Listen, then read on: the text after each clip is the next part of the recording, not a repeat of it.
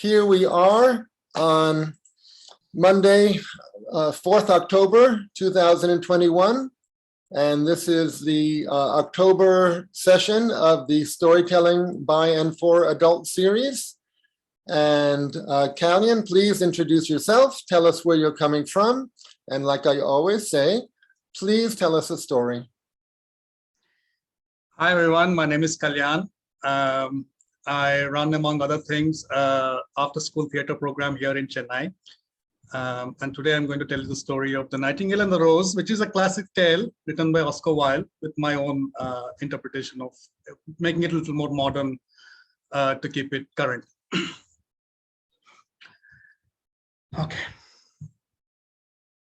दर्पण को देखा तूने जब जब किया श्रृंगार, तुमों को देखा तूने जब जब आई बहार, एक बदनसीब हूँ मैं, एक बदनसीब हूँ मैं, एक बदनसीब हूँ मैं, मुझे नहीं देखा एक बार.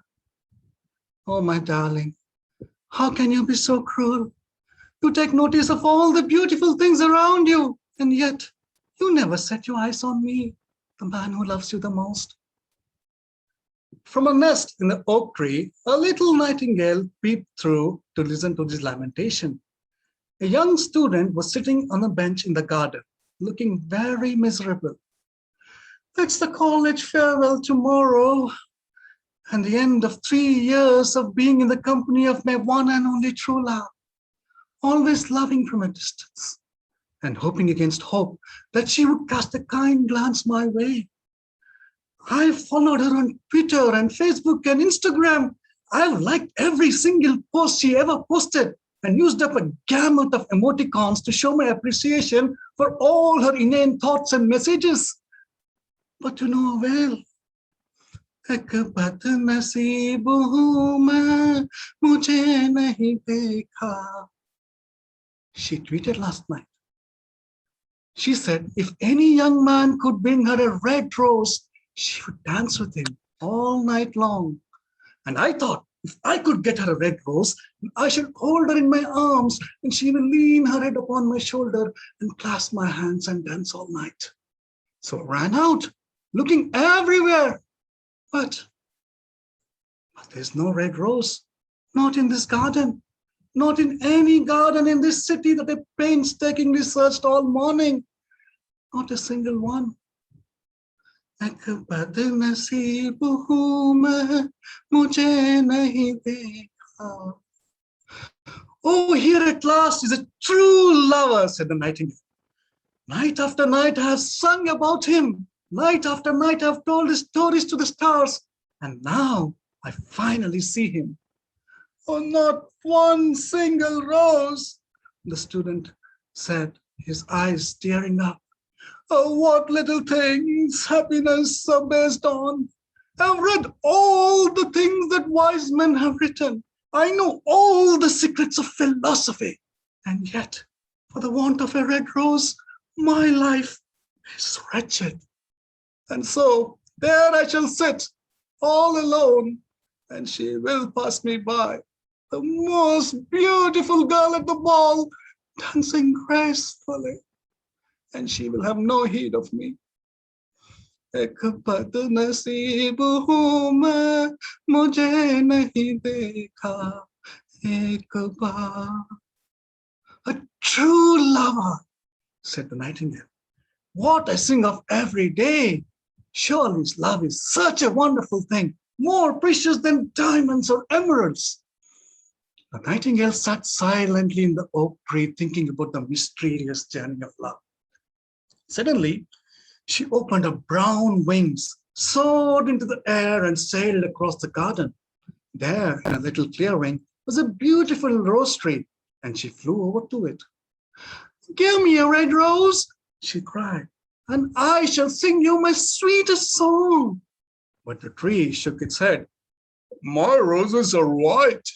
But go to my brother who grows around the old sundial and perhaps he could help you. So the nightingale flew over to the rose tree that was growing around the old sundial. Give me a red rose and I shall sing you my sweetest song, she cried once more. But the tree shook its head. My rose is so yellow. But go to my brother who grows beneath the student's window.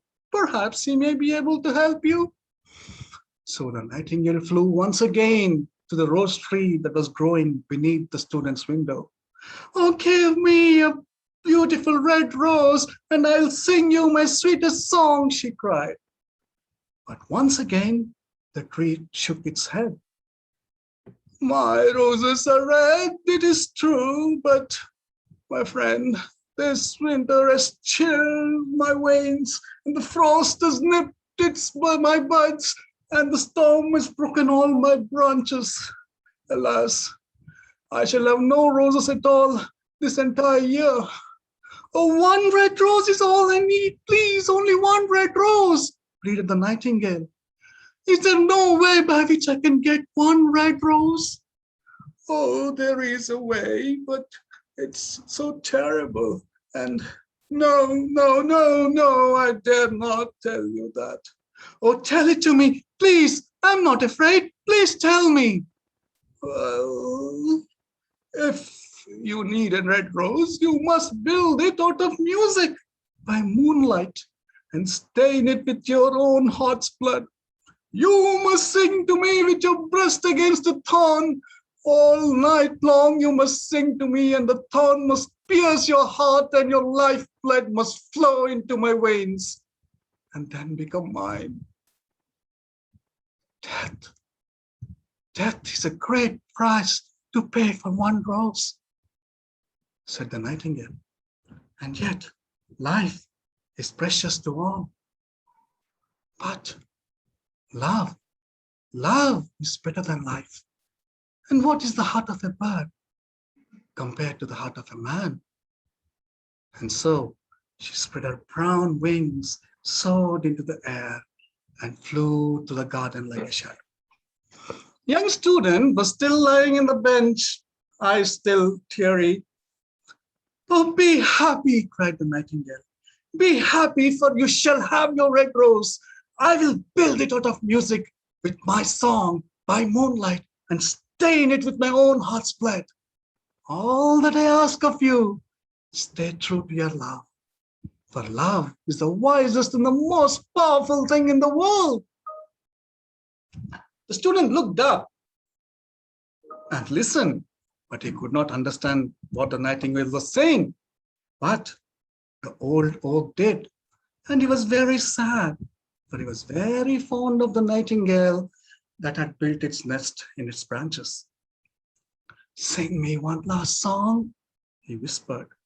I shall feel very lonely when you're gone.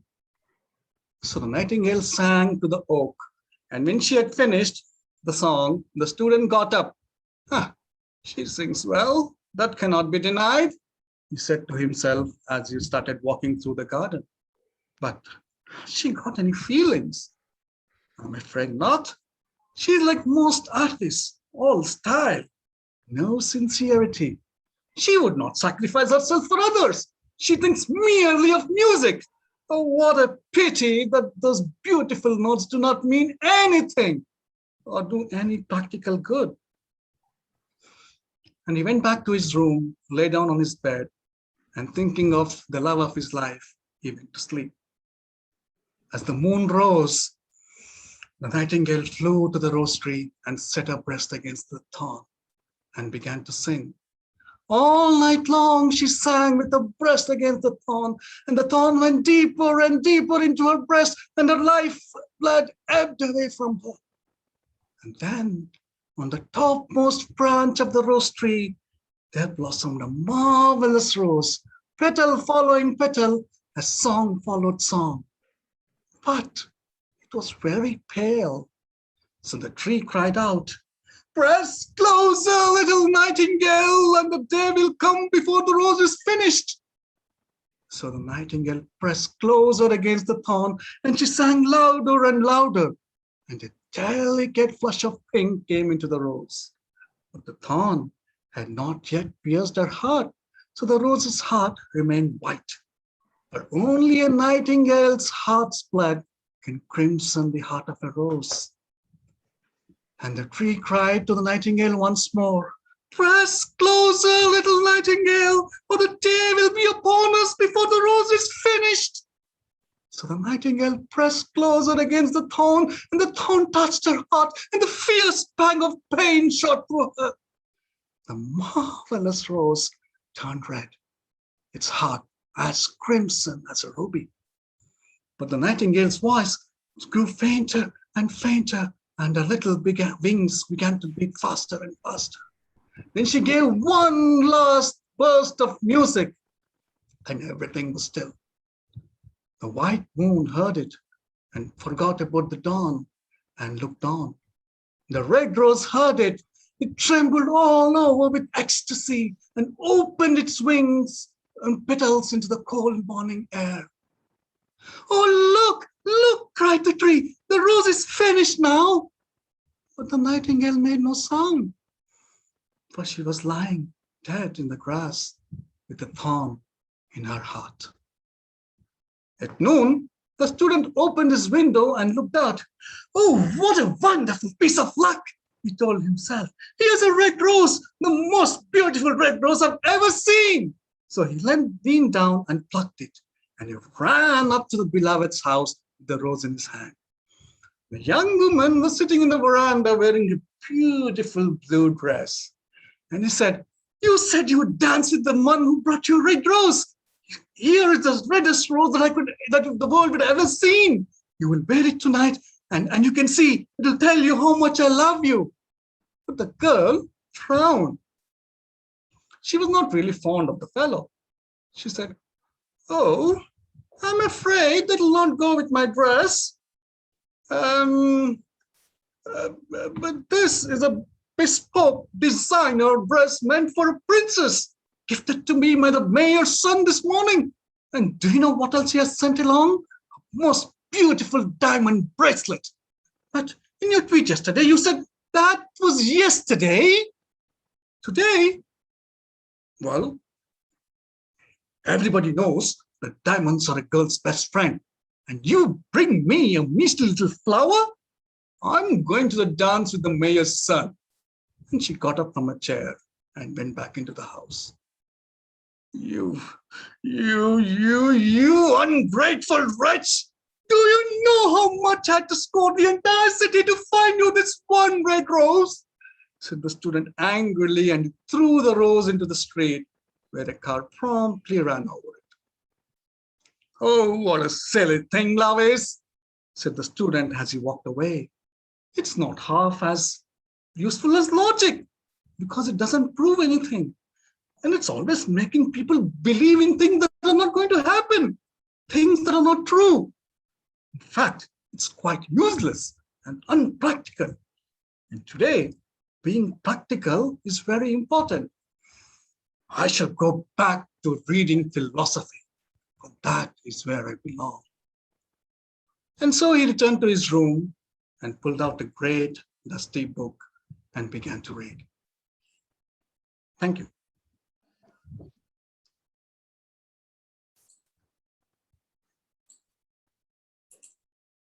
Okay, thank you very much.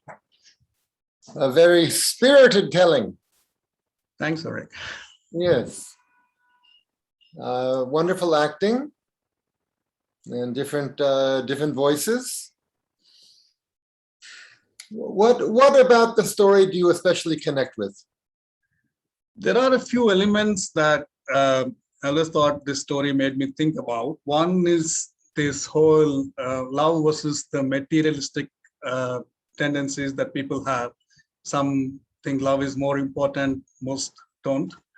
And the other aspect that is that of the sacrifice that the nightingale makes is for the sake of it's art. The rose is a work of art, and it's as an artist, the nightingale gave its song, its lifeblood to bring it to life, and yet a lot of people, like most people, it was not appreciated.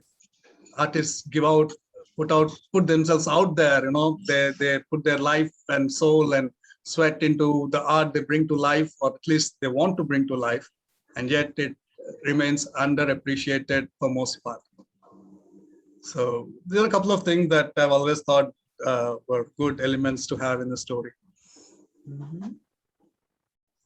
So major symbols in the story include the rose is representing art for you, and tell about the nightingale. Who was the nightingale? The nightingale in this case is the artist. She brought the rose to life, the song, and quite literally in the story, she built it with her heart's blood, her own blood, and stained it red. And so that is the life of an artist, right? Most of us, I consider us as artists as well. So we put everything that we have into our stories, or into our art, into dance or music or whatever that is that we do. And it's not always appreciated by people. Like in this case, the rose finally ended up in the dust, underappreciated, the life that was sacrificed. Neither by the young man nor by the young woman. So it's a tragic vision of how society tends not to appreciate art and artists. For most part, yes. Anybody, any thoughts, comments, resonations?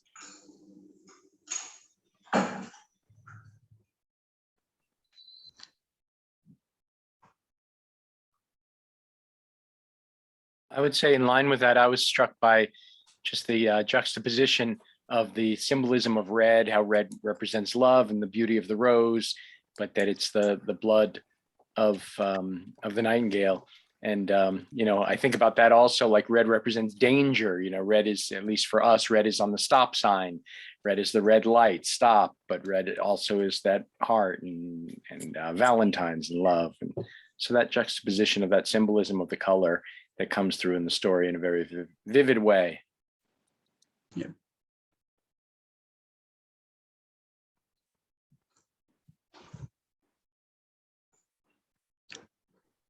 Okay. So where did you find that story, Kalyan? This is actually a very old story, Eric, written by Oscar Wilde. It was written in, I think, 1888. Ah. Book of short stories. It's been well. It's a popular story. They made operas out of it. So yeah, it's an Oscar Wilde story. It's almost, I stuck to the original as much as possible. Just I had to cut it down a little bit because it's a little bit longer. That's okay, but you made it your own. You were not just reading words off a page. It was coming from inside you. Yep.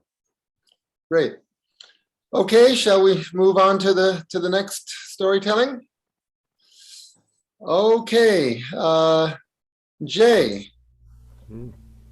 Hey.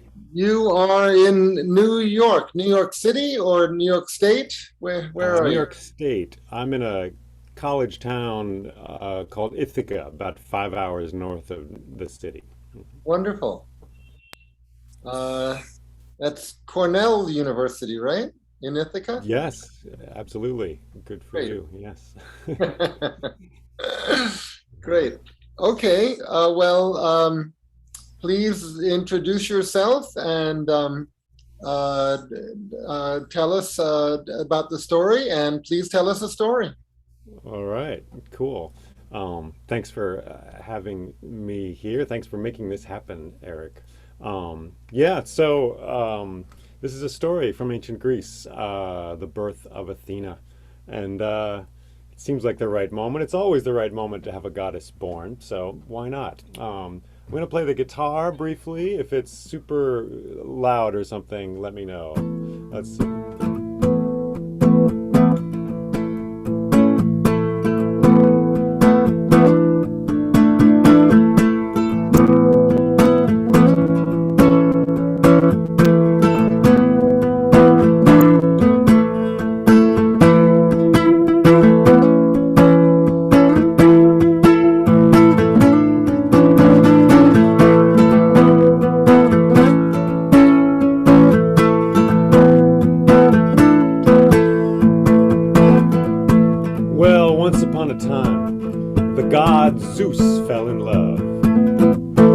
the god Zeus fell in love. And it's possible that the gods, when they fall in love more deeply than we can ever know.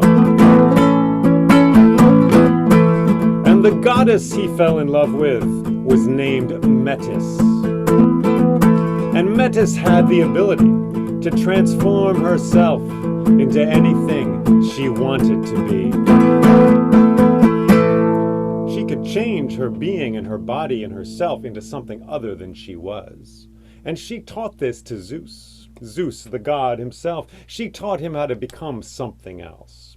So they would get together, the two of them, as god and goddess there in Olympus. And then they would go off together and they would often change their shape.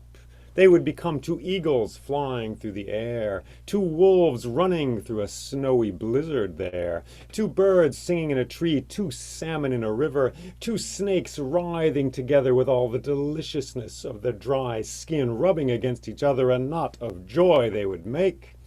And then they would transform back into god and goddess and return to Olympus. So this went on for some time. But the thing is, Zeus, well, he had a wandering eye. And one day there in Olympus, he was walking through a field, and he saw Hera, another goddess. And she was lifting a bucket of cold water from a well. And Zeus saw the fire in her eyes, and saw the cold of the water, and he liked how she and her being embraced these two opposites. And he looked at her, and he smiled.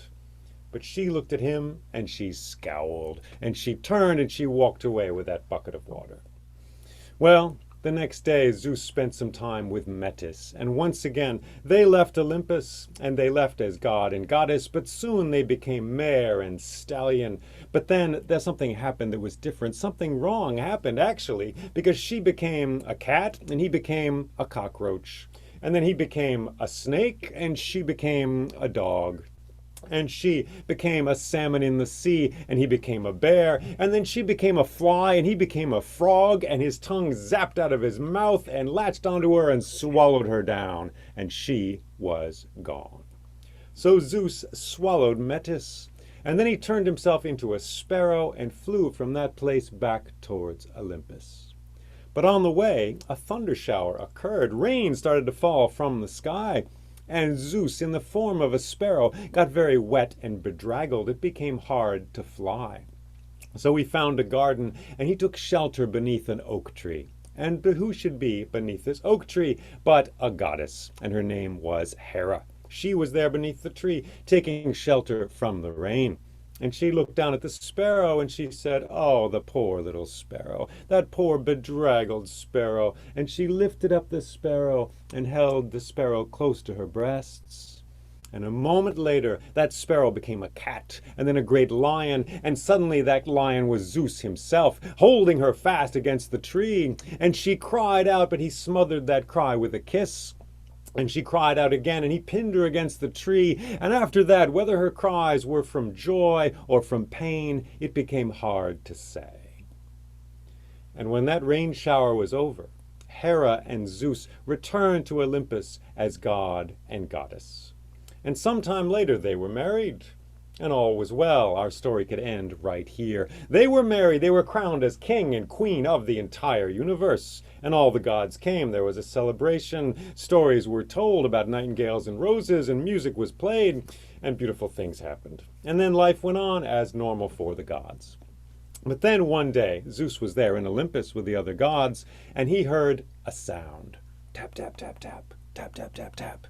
He looked around. Hermes was there. Do you hear that? No, I don't know. Tap, tap, tap, tap, tap, tap, tap, tap. It was a sound, and only Zeus could hear it. Bang, bang, bang. It started to get louder. His head started to hurt. He had a bit of a headache now. What is that sound? Tap, tap, tap, tap, tap, tap. Well, what had happened was this. Metis, in her cleverness, when she had been swallowed by Zeus, she had not gone down into his belly, no. She had gone up into his head. And she was up there, and she was pregnant, expecting a daughter.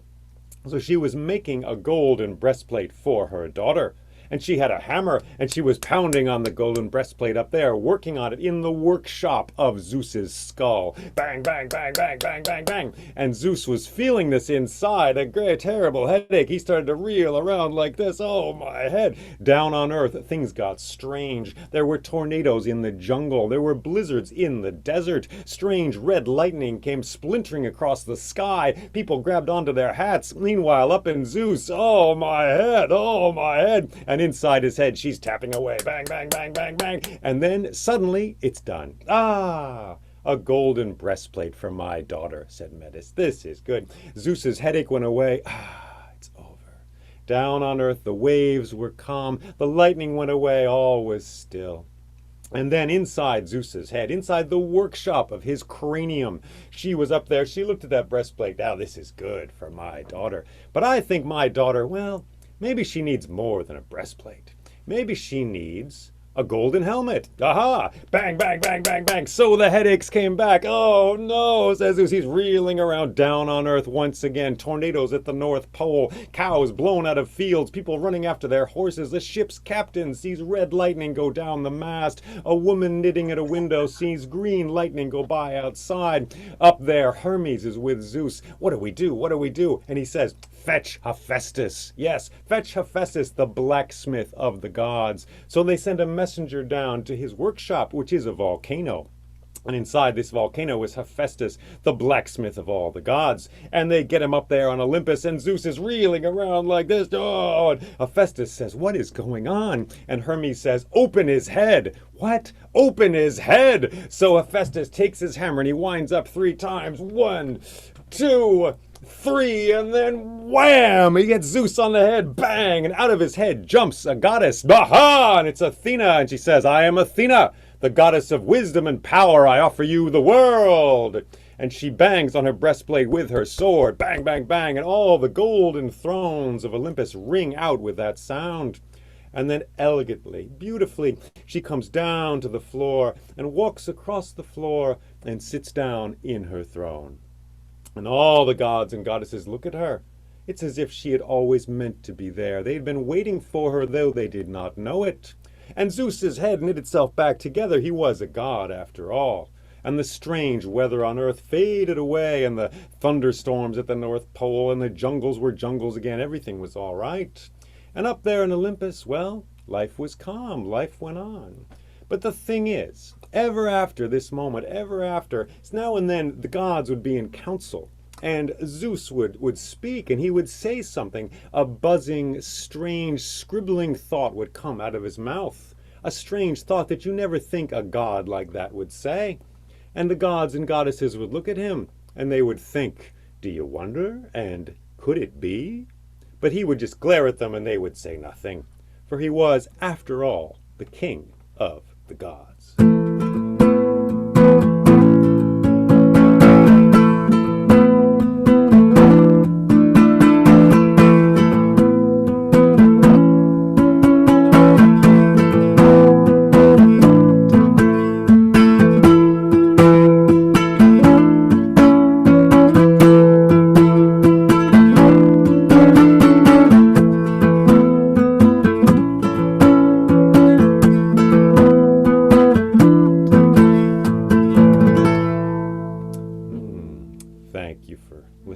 Story.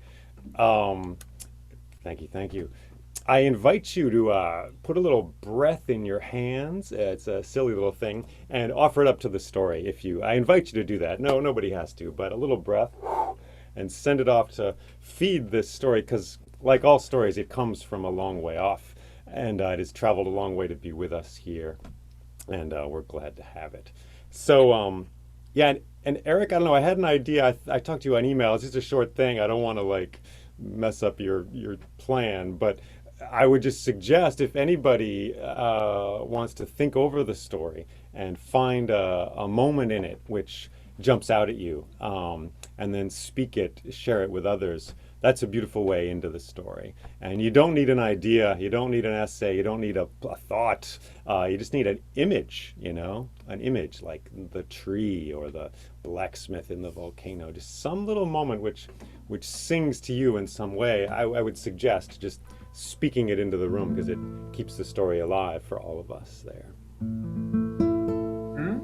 An image or a moment of the storytelling that especially has struck one. Mhm. Anyone have a thought? Well, I have a big thought. Jay, you're a real pro. Oh, A real pro. I didn't know. Well, I've just met you, but Well, you know your way around a stage. oh my. Well, we try our best. No, not just that. You're a very experienced and great performer or storyteller. What is your background? Is it theater? Is it where are you coming from? Let's see. I spent about 20 years writing poetry. Well, wait a minute. Let me give it to you in one sentence. I was passionate about music as a teenager, played rock and roll for a while, which, among other things, helped me to get sound out. And then I wrote poetry for quite a while and have some history with that. And then was dissatisfied with poetry as I saw it and wanted a connection to the earth and to tradition and to what is sacred in this world. So turned to storytelling. So Well, you have a very strong connection with your listeners, with your viewers, with your camera. Somehow your personality, yourself, really comes through, really connects in a relaxed way, which is wonderful. yeah, thank you, thank you.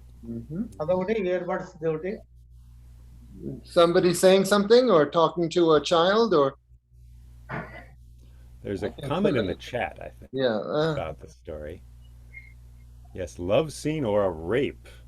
Yeah, that love scene, or was it rape? I chose to have it desire and how I can't control it, and I love and desire what I love and desire. Yeah, and then also, so does Metis have permanent residence in Zeus's head? Yeah, right. Yeah, the love scene, the rape scene, what is it? I like how wild this story is because the Greek gods, they're on statues all the time, like many gods, and they seem kind of flat, but this makes things very wild, like strange things happen. Um, You and narrated it so beautifully, we could actually picturize and have images forming in our mind, and it was moving so fast because you were so quick. One side the tornado, one side Metis, one side Hera. Everything was absolutely wonderful. You kept us spellbound. Superb story. Thank Thank you. you, thank you. Thank you. Thank you. Well, she transforms, and so the story transforms pretty fast as well, I guess. Have you studied the work of Spalding Gray very much? Not a lot actually, but a little bit. I mean, I know of his work. Yeah. Yeah, Does he come to mind? you and he are in a similar, very brilliant class together Oh, in terms of thank your you. performance style. Thank you. That's a good compliment. I think Barry had something to say there. Am I wrong? Yeah, Jay, I was going to say that I woke up this morning with a headache, which is often a negative thing, but maybe I can reframe that and think that someone is applying away at a trade in my mind, creating something beautiful. And that might be a way to get through my headaches. Yeah. But that is Right. the image that stuck with me, that tap, tap, tapping. Yeah. Maybe pain is just a birth happening in some way. And people have said this story is really just a patriarchal attempt to take over the birth of a goddess and make it a male thing, which could well be true, certainly. But at the same time, she's such a warlike goddess. Perhaps that is the place where she should be born. I don't know. I mean, she's a very harsh, goddess with her cleverness. She's not Aphrodite. So it's interesting. Thank you, Barry.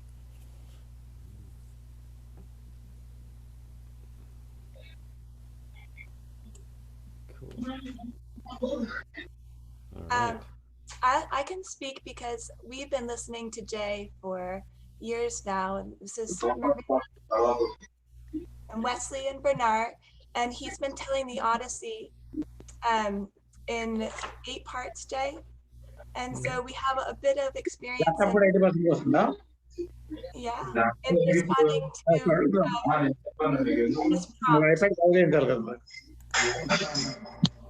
So I'm gonna just respect the story by saying that I'm in the place of the story, similar to you, Barry, where there is that, that tension in the head and that question, but I'm left in that beautiful place of wondering what the feminine is within my own consciousness, and how to get really still at the end in order to really listen to this original Titan, right? Themis is she a Titan? And I just happen to know about this because I heard a reel about Libra last night. So we're in the astronomical time of Libra, and she is connected, or that archetype is connected to this this one in our head who's trying to balance and right all.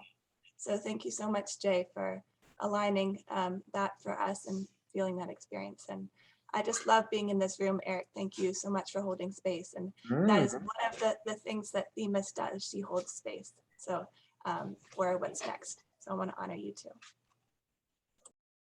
Thank you.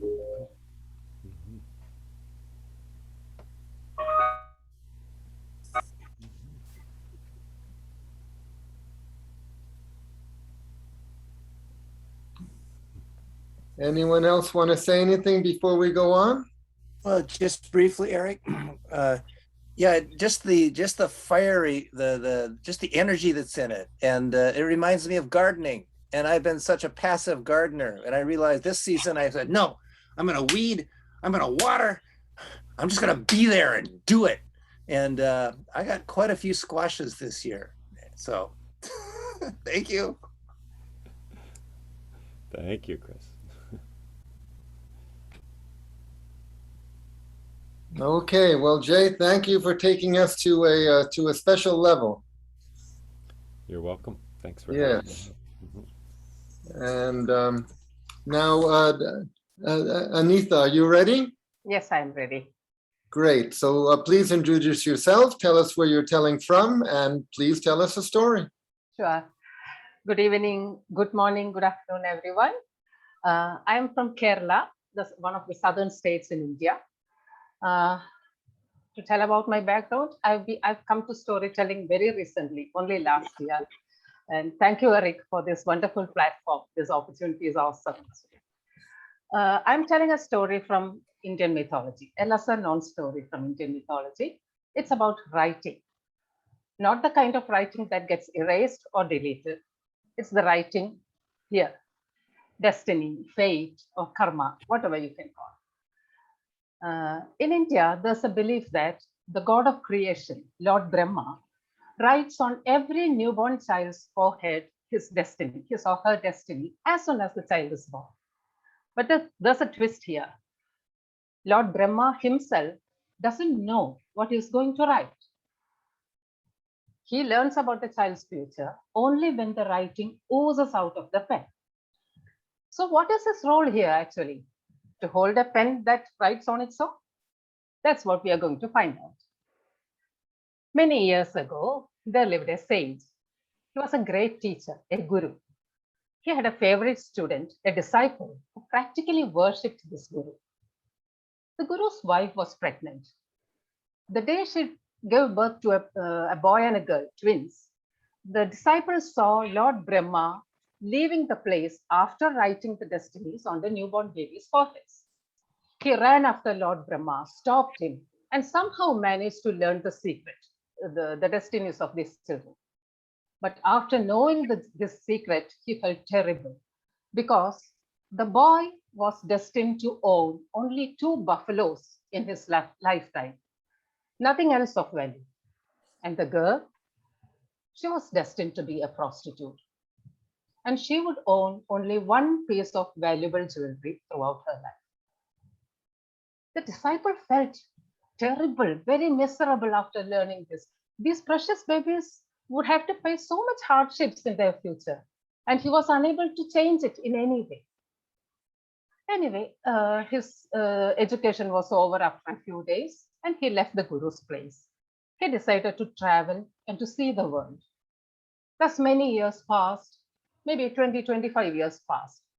By then, his experiences and learnings had refined his thoughts and physique, and he had become a respected gentleman, respected for his wisdom by all. One day, while meditating, this disciple had a very sudden insight about the nature of destiny. He could see that the writing on one's forehead was simply a path, a way, nothing else. The path itself was not easy or difficult, but the people who believed that it was difficult struggled in their lives. They were not aware that if they applied the destiny in some other way, life would be easy. This was a new insight, and he thought about it for a while. He decided to go back to his guru's village because he had become absolutely clear what he should do next. He started off immediately, reached the guru's village after a few days. He searched and found out where the son was living. As expected, the son was living in a tiny hut with his wife and small children. And next to his hut was a shed with 2 buffaloes. The disciple introduced himself to the son and said, "My dear child, I know you are living a life full of hardships, but I know a way to change your life for the better. Are you willing to take my advice?" The son was not convinced, but he was curious because no one else had offered to help him before this. So he asked, "Please tell me, Swami, what should I do?" And this disciple said, "Listen, tomorrow you should take your buffaloes to the market, sell them, spend all the money you get to buy foodstuff. Don't save even 1 paisa, spend it all. Bring the foodstuff home, cook a feast, and invite all your neighbors, serve the food to them. By night, all the food should get finished. Don't save even 1 morsel for the next day. This is what you should do." Naturally, the son thought this was a ridiculous idea.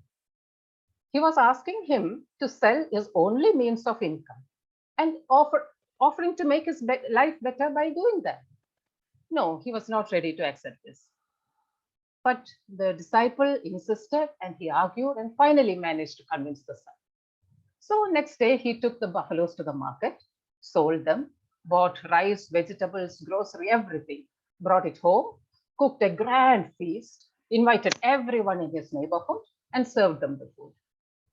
He and his family also enjoyed this feast along with his neighbors. And for the first time in their life, their stomachs were full with good, wholesome, tasty food. By night, all the food had got finished, and they went to sleep with happy faces. But the son couldn't sleep. The gravity of what he had done had suddenly dawned on him. He tossed and turned this way, that way. What would I do tomorrow? How would I feed my family? He could find no way out. Somehow fell into a troubled sleep. Next day morning, he woke up as usual before daybreak. He came out of the house and walked towards the shed. As usual, he wanted to feed his buffaloes. And while walking, suddenly, like a bolt of lightning, he remembered what he had done yesterday. "Oh no, I don't have any buffaloes anymore. What can I do?" And in despair, he looked at the empty shed and he got a shock. There stood 2 stout, healthy buffaloes. He couldn't believe his eyes. He ran towards the shed and touched and felt them all over. Yes, they were real. He jumped up in joy and wonder and ran towards the hut where the disciple was staying. And the words gushed out of him. "Oh, Swami, the shed, buffaloes, how, why, how, I don't know." The disciple laughed at his confusion and he patted his back and he said, "Son, it had to happen this way. You know, you are destined to own 2 buffaloes. Destiny cannot allow a situation where you don't own any buffalo. And when you sold your buffaloes and you finished all your money and food that you bought with that money, a situation had come where you don't own the buffaloes. Destiny cannot allow that. And that's how you got the 2 buffaloes. You don't need to know how you got those 2 buffaloes, but that's how it is. Destiny will always keep you owning these 2 buffaloes. So this is what you should do. Until yesterday, you did not know how to make use of destiny in a way that made you happy. Yesterday, you've learned a new way. So this is how you should spend the rest of your days. The son did not need any more convincing. He ran back home, took the buffaloes to the market, sold them, and did everything that he had done the previous day. The next day and the following days also, he continued to do the same. Meanwhile, the disciple had searched and found out where the daughter was living, Guru's daughter. As expected, she had become a prostitute, and she was already fed up with that life. So she was easily convinced when this disciple offered to help her. He asked, my dear daughter, do you have any valuable piece of jewelry with you? She said, yes, Swami, I have a pearl necklace. A customer had gifted it to me. Okay. You need to do 2 things. One, you should immediately sell that pearl necklace. Spend that money to buy food and clothes for the poor. Spend it all. Finish it today itself. Second point, you must not take any more customer who offers to pay you money. You should wait until someone comes and gives you a valuable piece of jewelry. And the next day, you must sell this jewelry and again feed the poor. Can you do that? Yes, Swami, I will do this. And she immediately proceeded to do so. She took the pearl necklace to the jeweler, sold it, took the money and bought food and clothes for everyone living in her neighborhood, distributed it everything and finished all the money. And she had already, she did not open her doors to anyone who came to her that day, offering to pay her money. Finally, a man came with a diamond-studded gold bangle. She took him in. Next day, she sold that diamond bangle and again used the money to buy food, clothes for the poor, everyone in the neighborhood. Thus days passed. Almost 1 month passed this way. The disciples stayed in that village until the son and the daughter had settled down to this new routine. This past month, the son hadn't gone even 1 day with his stomach empty. They enjoyed good food every day. And moreover, he had become a very respected and loved gentleman in that area because he was giving free food every day. Likewise, the girl's fortune had also taken a turn to the better. She was also respected by everyone. And they could see that she was taking in only 1 customer, and the stigma associated with her profession also had come down. His mission successful, the disciple decided to leave the place. And the day he was leaving, both the brother and sister came to seek his blessings. And the son said, Swami, this past month, I've learned so much about destiny. I learned not to fear destiny, and I've learned how to make it work for me. But I have one doubt. How do these buffaloes come to my shed every day? Where do they come from? Who brings them? The disciple smiled and he said, son, the one force, the creator, Lord Brahma, who wrote on your forehead, he himself brings these buffaloes to your shed because he did not create your destiny, but he wrote it. So he has the duty to fulfill it. He has the responsibility to fulfill all destinies of everyone, even though he did not create it. Poor Brahma, he must have had a very tough time this past month, hunting down, searching, finding out, and bringing buffaloes to your shed every day, because not everyone makes their destiny work for them. They laughed, but the girl was standing there, deep in thought. And finally she asked, Swami, I have a doubt too. Who wrote the destiny on Lord Brahma's forehead? Thank you.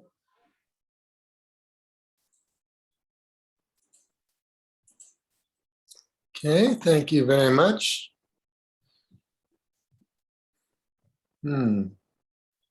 Anybody? Any thoughts? Resonations?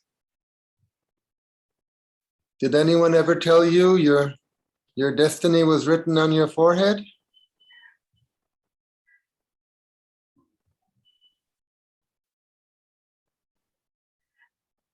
Eric, Hmm, my video is not working. Let me tell you. go ahead. See, there is it's a good story. Actually, if you have the brain, intelligence, you can even win the fate. That is a saying. That is in Tamil we say that vidiyai madiyal vellalam, means you can conquer the fate with your intelligence. That is what the story is all about. The Tamil proverb says you can conquer fate with your intelligence. Fate, F-A-T-E, fate. Yeah, but I thought we cannot conquer fate.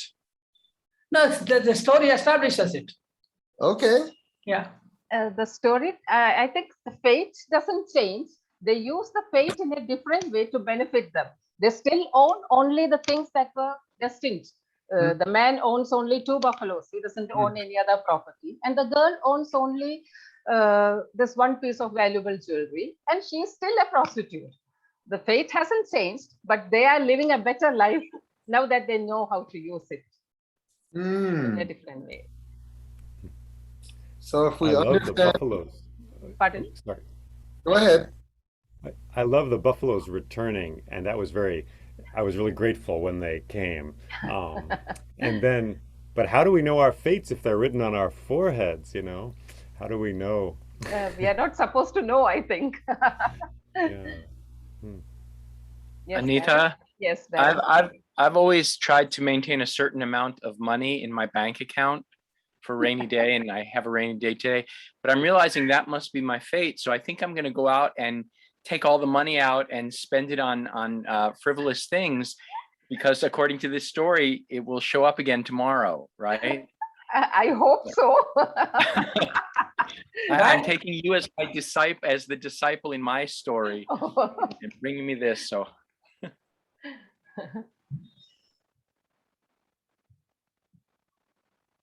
Eric, I have one question about the telling. The way I told it, do you have any suggestion to make it any different or better? Well, you told in a very relaxed conversational way. Maybe if you take a pause now and then. You know, someone said to me some time ago something that really struck me. She said, no, I won't take any pauses because I'm afraid if I pause, everyone will go away. You know, people will their attention, their concentration will shift away from me and I won't be able to get it back. So some storytellers, and I don't mean you, but will tell in a very steady way, and that's you know, variety is the spice of life, and also the spice of storytelling. So it's always good to get louder and softer, faster and slower, high pitch and low pitch, and not to be afraid of a pause, a pregnant pause. Because okay, I'll keep that in mind. If a you know, that's an expression, a pregnant pause. If it's done well, it will draw the listeners in. Okay. Yeah, so I was really shocked by this person who said, no, I can't pause because they'll walk away and I might forget the whole story myself. You see, she said she had a train of thought going, and if she let the train slow down or stopped it, she might lose the train. So she had to keep go. So you know, if you're fully confident with the story, which you are, and you know that story inside and out, I would suggest you know, mix it up a little bit. Okay. I'll keep that, man. Thank you. Anybody else? Any thoughts?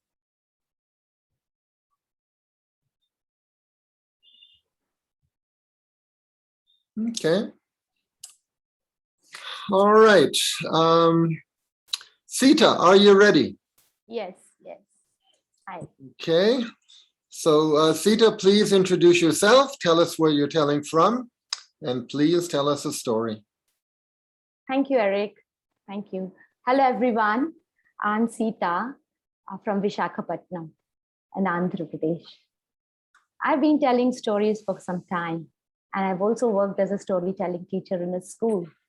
And well, you can imagine, this is not my comfort zone of telling stories to an adult. In fact, this is my first. It's very different from telling stories to children in a brighter way. And I'm experimenting today a story about sadness, grief, loss. And this is a story about a lady called Rupa, who was going through a difficult journey of healing. And the title of the story is Heal. Why, God? Why? Why did you leave me? On that fateful day, you should have taken me also. Not fair, sighed Rupa. Rupa was feeling very lonely. She was standing in the balcony, looking through the waves of the sea with a coffee mug in her hand. She was continuously looking at the waves coming to the shore and just staring at them.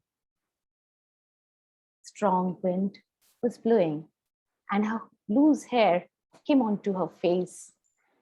She brushed aside the hair and also her tears, which were rolling down. She bent down to keep the coffee mug on the floor. She just turned a bit to avoid the strong breeze. And that's when she saw him.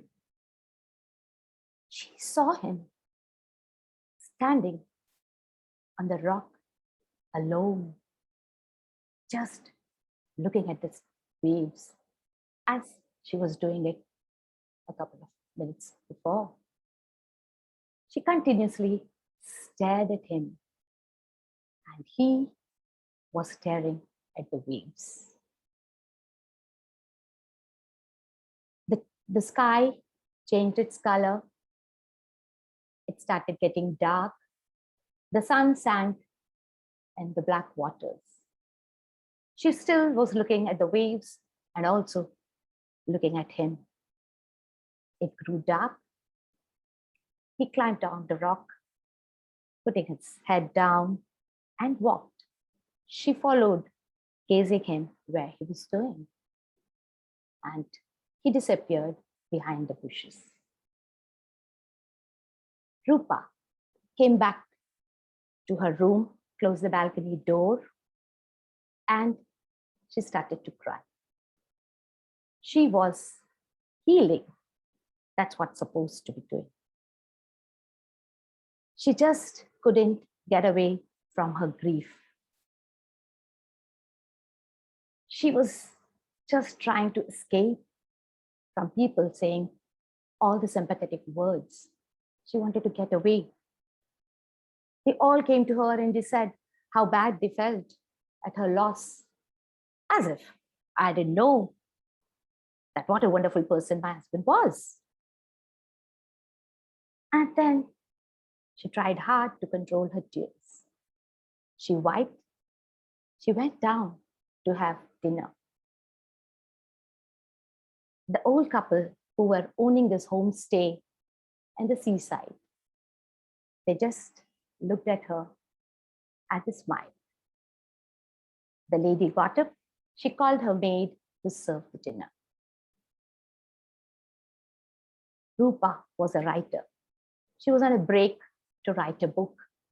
That's what everybody thought. And it justified her odd behavior. She had the dinner, walked back to her room. Next morning, Rupa walked barefoot onto the sands. The water was giving a lot of calmness to her mind. As she walked on the grainy sand, she observed the seashells washing the shore by the tides. She picked them up. She threw them back into the sea. She was walking and she was feeling a little better. She walked to the rock. the same rock where she'd seen him. Somehow she couldn't get off from her mind. She sat on the rock, looking into the waves, just staring, and she was totally blank. She sat on the rock till it was warm. She got up and she started to read, write, swim, and walked into the shady garden as she used to do it every day for the past 2 weeks. She came back and with a cup of coffee in her hand, she came to the balcony. Twilight was the best part of the day she loved. She was scanning at the sand and looking at people walking in the sea. And she stopped, her gaze falling at the rock. And there he was again, standing there, tall, alone, looking into the sea. Somehow, she felt a kind of bonding towards him. She observed him. He was just staring at the sea. It grew dark and he disappeared into the bushes. She felt very sad. She came back and then tears started to burst. The isolation and the sea was helping her to overcome her grief. And then she tried hard not to think of Adi, her husband. She tried hard not to think of his hug, his talking, his smile, and those terrible days in the hospital after the accident. Tears burst out. She cried in her room. And then she slept. Next morning, the day was as usual, what she has been doing for the past 2 weeks. Evening, she saw him again, standing on the rock. She wanted to go and meet him, but something stopped her. She didn't want to intrude. She just stood and watched him. A week passed by. It was the last day of her at the sea. She walked past the packed suitcases. She went down and she smiled at the new guests who were having their cup of coffee. It started to drizzle. Unmindful of the drizzle, she just walked out. She did not even carry an umbrella. She walked straight across the bed and she went and walked towards the rock. She stood behind him, just still. She sensed that he had sensed that someone is behind him. She did not disturb. She was just looking at the waves, and he was also looking at the waves. Time passed by for some time, and they heard, "Scott!" Rupa turned, and she saw a lady, wet and flustered, coming towards them. Rupa gave a smile to that lady, and immediately the lady put the umbrella over her head.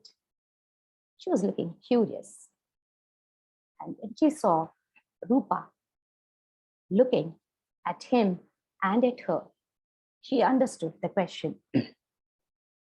She said, "I work on the old lady's house there. He lives there. He daily comes here to see him and watch." It was one dark evening. Maggie was chasing the ball, and she went chasing to the waves and disappeared. She was such a lovely child, 5 years old girl. We couldn't even find the body.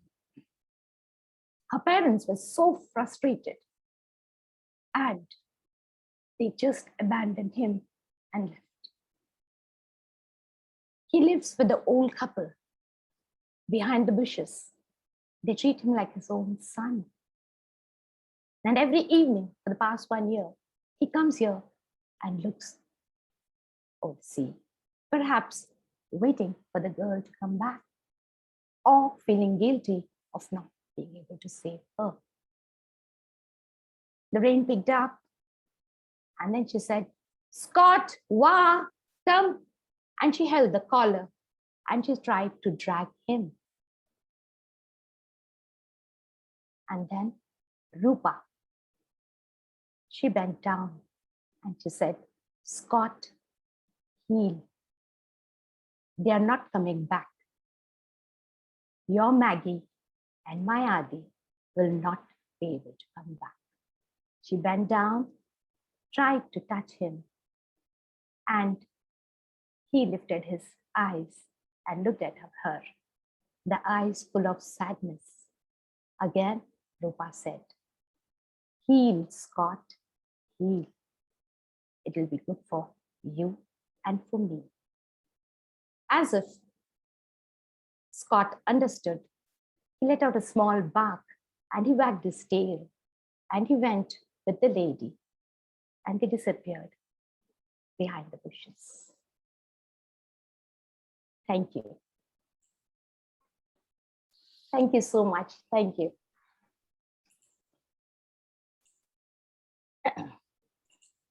Okay, thank you very much. And yeah, sorry, Eric. This is a story. I don't know who the author is. And this was published on the internet, stories around me at storyclub.com. Mm-hmm. And what especially attracted you to this story? This is about the grief, many people go through grief and the loss and they don't know how to, handle it or take it in a right way. And it takes some time for people to heal. And the best, what attracted me was she was so full of herself, like she was going through the grief. And then she realized when she looked at this Scott that, oh, it is the animals also who have their own part of grief, which they feel. Mm-hmm. Mm-hmm. Milbre, you've written a message in the chat box. Do you want to read it aloud or should I? I wrote, "Why do we imagine that we can overcome our grief when it is an expression of love in a time of loss? How can it move through us if we won't let it in?"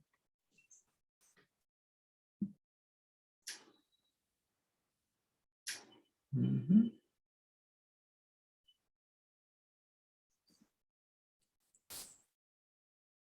I think that's perhaps that was the reason why Rupa wanted to come away from her people and stay in that seaside, live in a seaside, town. And she was going through her emotions and she wanted some time for herself where she knew people were sympathetic and the intentions were good, but it was driving her crazy. I think that's when she needed her own time to process the whole thing, to accept, and then to go.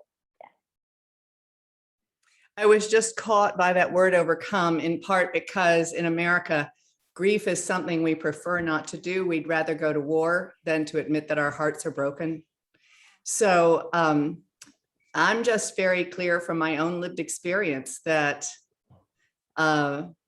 grief is such an important final relationship with someone or something that you've loved, that I was really struck by the word overcome.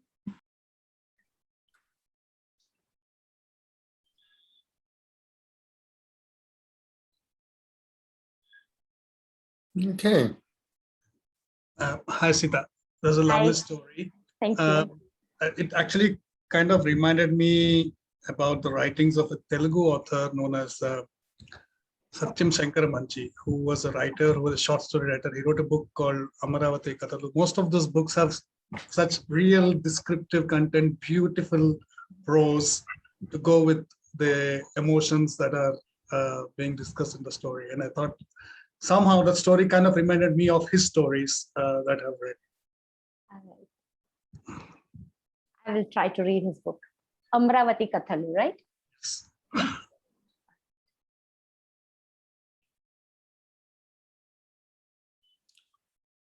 Great. Okay, thank you very much. So now, Sharanya, are you ready? Hi, Eric. Good evening. Yes, I am ready. Yes, and by the way, everyone, the recent versions of Zoom, you can move around, you can move everyone's picture around. I hope you all know that. Both if you're hiding the rectangles where the camera is turned off, or if you're still looking at the rectangles where the cameras are turned off. Either way, you can move the rectangles around by just clicking on it and keeping it pressed down and dragging it to a different place. So I suggest storytellers, you might drag the image of a person you especially want to tell to the top of the window, right below the camera, so that you can look at that person's face once in a while, but also look in the camera. We all know that a great or a terrible thing about video conferencing is that to give the listener satisfaction, we need to look into the camera to give a sense of eye contact. But if we look into the camera, we can't see the image of the people we're talking to. So, but if you look down slightly from the camera, you see the people in the top row, which is like the front row of a theater. So what I'm saying is you can control who's in the front row or the top row by moving the images around. Okay, so Sharanya, please, you're going to tell a story called A Monumental Tête-à-Tête. Is that how we pronounce it? It's a tête-à-tête. It's a French word. It means a meeting, doesn't it? Yes, yes, it does mean a meeting. Wonderful. Okay, well, please introduce yourself and the story and tell us where you're telling from, and please tell us a story. Thank you, Eric. Thank you so much. Hello, everybody. Very good evening. I'm so happy to be here and happy to see some really nice and fresh faces with lots of very interesting stories. My name is Sharanya, as you can see on the Zoom screen. I come from Pune, India. It's a little bit of background noise because there's thundering and rumbling, and there's a huge thunderstorm here in Pune. We are going through massive climate change, and our rainy season have been pushed by a couple of months, and so have our fruits.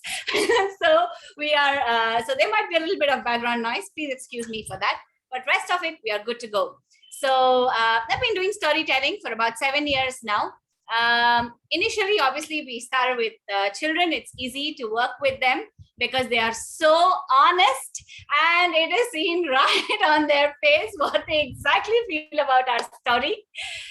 And over the lockdown, I had a very interesting experience of working with senior citizens. And my forte has been Indian history and Indian mythology. So we do mix a little bit of shlokas, bhajans, which is very unique to our country. And we've done that. And along with that, so that we help them through this loneliness that they have faced across these few months, or many months actually. Okay, so that was my brief introduction, and I will dive deep into our story for the day. Kind of conjured up this story of, I'm trying to throw open various aspects of the story. I mean, of the, the ideas that I'm trying to put across, which we can discuss as an open discussion. The title of my story, just like Eric said, is Monumental Tête-à-Tête. Okay, let's begin. Begins with a grandmother and her very nice and loving, yet someone who gives a sharp repartee granddaughter. Okay, grandma walks in. What are you doing now? Studying, bacha? Oh, Nani, can't you just knock before coming in? How many times I've told you? Time for your juice. Again, you just fed me, right? Oh God. Just keep it here, Nani. No, finish it. What are you doing, by the way? This is called essay writing. Would you have any idea what is essay writing? I have been a teacher throughout. Of course, I know what is essay writing. Okay, can you tell me some of the essays you've written? What you are doing, what your mother has done, what I have done in my past, they're all very similar in essay writing. One thing I have observed, seeing your books whenever I come to clean up your very messy room, is that the topics have not changed across so many decades. What will you do if you become the Prime Minister of your country? How did you spend your summer holidays? What is the famous monument? Nani, absolutely. That's exactly what I'm writing. How did you know this? See, I told you, some things have never changed in our educational system, and that is this. Now, please don't tell me that you have written about Taj Mahal. Absolutely, I have written about Taj Mahal. I've just started penning about it. Wah, Taj, Nani? No. See, this is where we are going wrong. Even your mother wrote about Wah, Taj when she was 10 years old.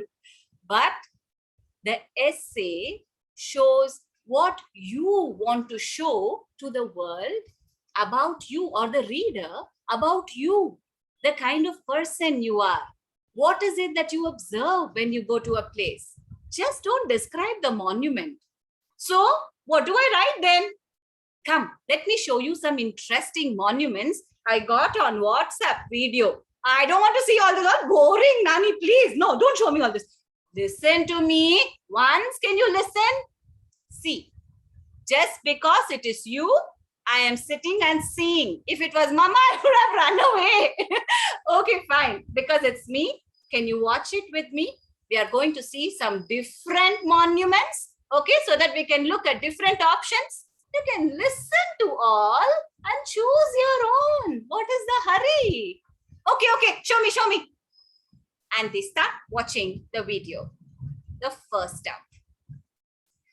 Welcome. Sanchi Stupa. It is in Madhya Pradesh. Sanchi Stupa is over 2,000 years old. And it is in a small place, a small town, which can be accessed by train, bus or road, but no aeroplanes. But you know what is unique about the place? It is the only place in the whole world where you can see the Brahmi script. The script which no one would have seen because it was built by Ashoka the Great, the Mauryan emperor, after the Kalinga War, which was brutal, which had heavy losses, although he won it. Extreme loss and grief, what he felt when he walked across the war field after it. He wanted to reconnect with who or what he really wants when he established the Sanchi Stupa. And there is a Buddhist, a statue also over there. Take out your 200 rupee note. Take it out. And you will see the Sanchi Stupa on the rear or the back of the 200 rupee note. That is how important is this Sanchi Stupa. Buddham Sharanam Gacchami. Everywhere inscribed, and also preaches the different aspects of Buddhism. Definitely come and visit the Sanchi Stupa. Nani, this was really nice. Should I write now about Sanchi Stupa? I've remembered everything. I'll write it now. Listen, why are you in a hurry? Come, listen, just take, okay. See the next video, then you decide. Okay, fine. Guru Nanak ji ki jai jaykar, jo bole so hove nihal. welcome, welcome, welcome to Amritsar. Amritsar, the land of purity, but that has also seen a carnage. Come to the golden temple, gilded with gold on the outside. The sanctum sanctorum is the place where one finds peace. Dip yourself in the holy waters outside the shrine and feel the energy flowing inside you.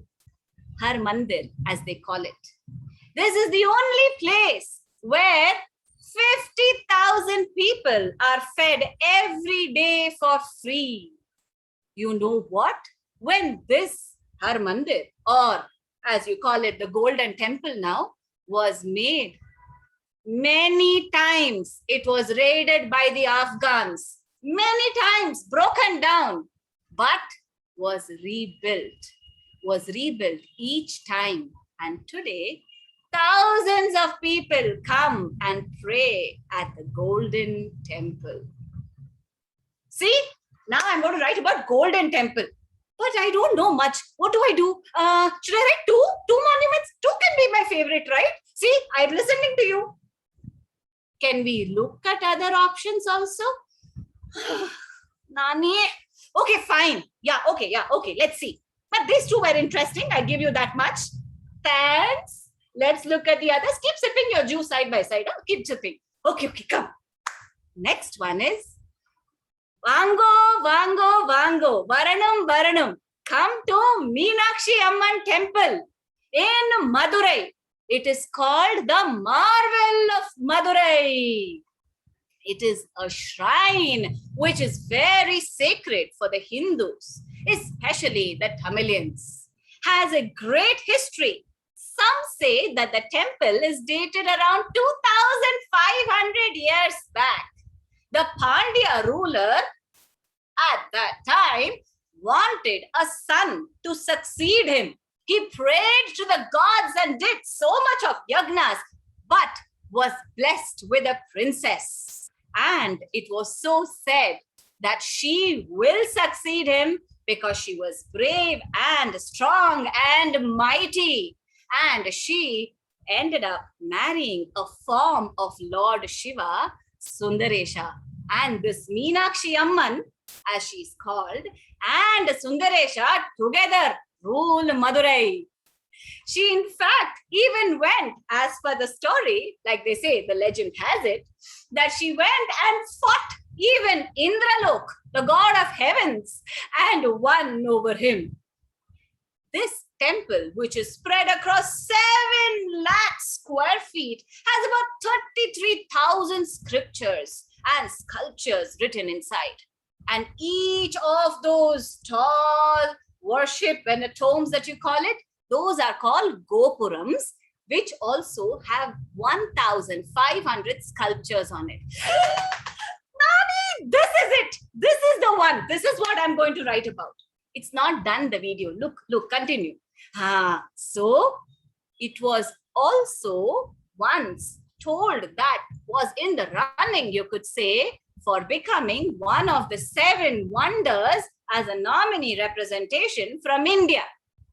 I didn't know this. Seriously. See, let's see the last one. One last for my sake. Okay. Okay, come, let's see. But it is quite interesting. I've got a lot of ideas now. Thank you. The Golconda Fort. Andaru cheppestaru. Ikkada stay, clap cheste. You will hear it there. Which means if you come here and clap like this, you can hear it all the way far away. What's the big deal? It's just a fort. But the uniqueness of the fort is that the architectural brilliance, the acoustic that has gone in 500-600 years back, which was built by the Kakatiyas. It is in the southern part of India. And do you know, most of its walls are monolithic, means made of a single stone so that it's tough to break and come through. And the iron doors have spikes on it so that the elephants couldn't bombard and come in. After almost 8 months of siege, Aurangzeb raided, plundered this place. Why? many people come to the Golconda Fort is because just as we use the clap, yes, how today these days you have My Gate app, you show the face and then you get an okay from the people who want you to come in. Same way, security alarm. When the people or the strangers or people who wanted to meet the Huzur, the Badshah, the king, that is Darbar, came in, the clap would say who and what kind of person has come. And with that, they used to be allowed. What brilliance. And the Badshah was so far away that he could run in case of any threat. Amazing.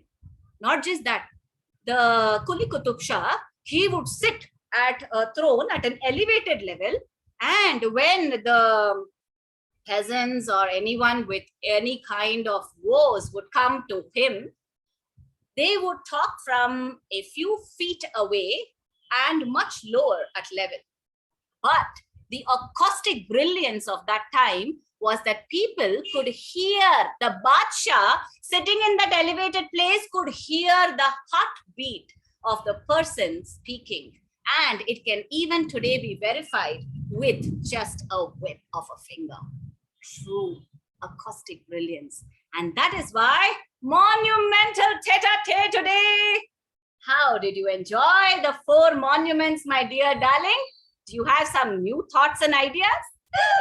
Nani, you are the best. I totally loved it. All the 4 are brilliant. I'm thinking which one to write. And I finished your juice. Thank you so much. But all this, I think I'll just stick to Taj Mahal. What? Whatever makes you happy, my darling. Whatever makes you happy. And that brings me to the end of my story. Thank you.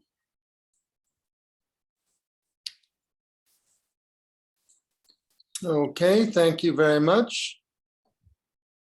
So, so that entire history lesson and cultural lesson was told in the context of the relationship between the granddaughter and the grandmother, right? True. So that made it, that added a kind of a relationship to the information.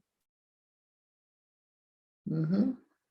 So there were a few things which I actually kind of got me thinking to this story, if I may add.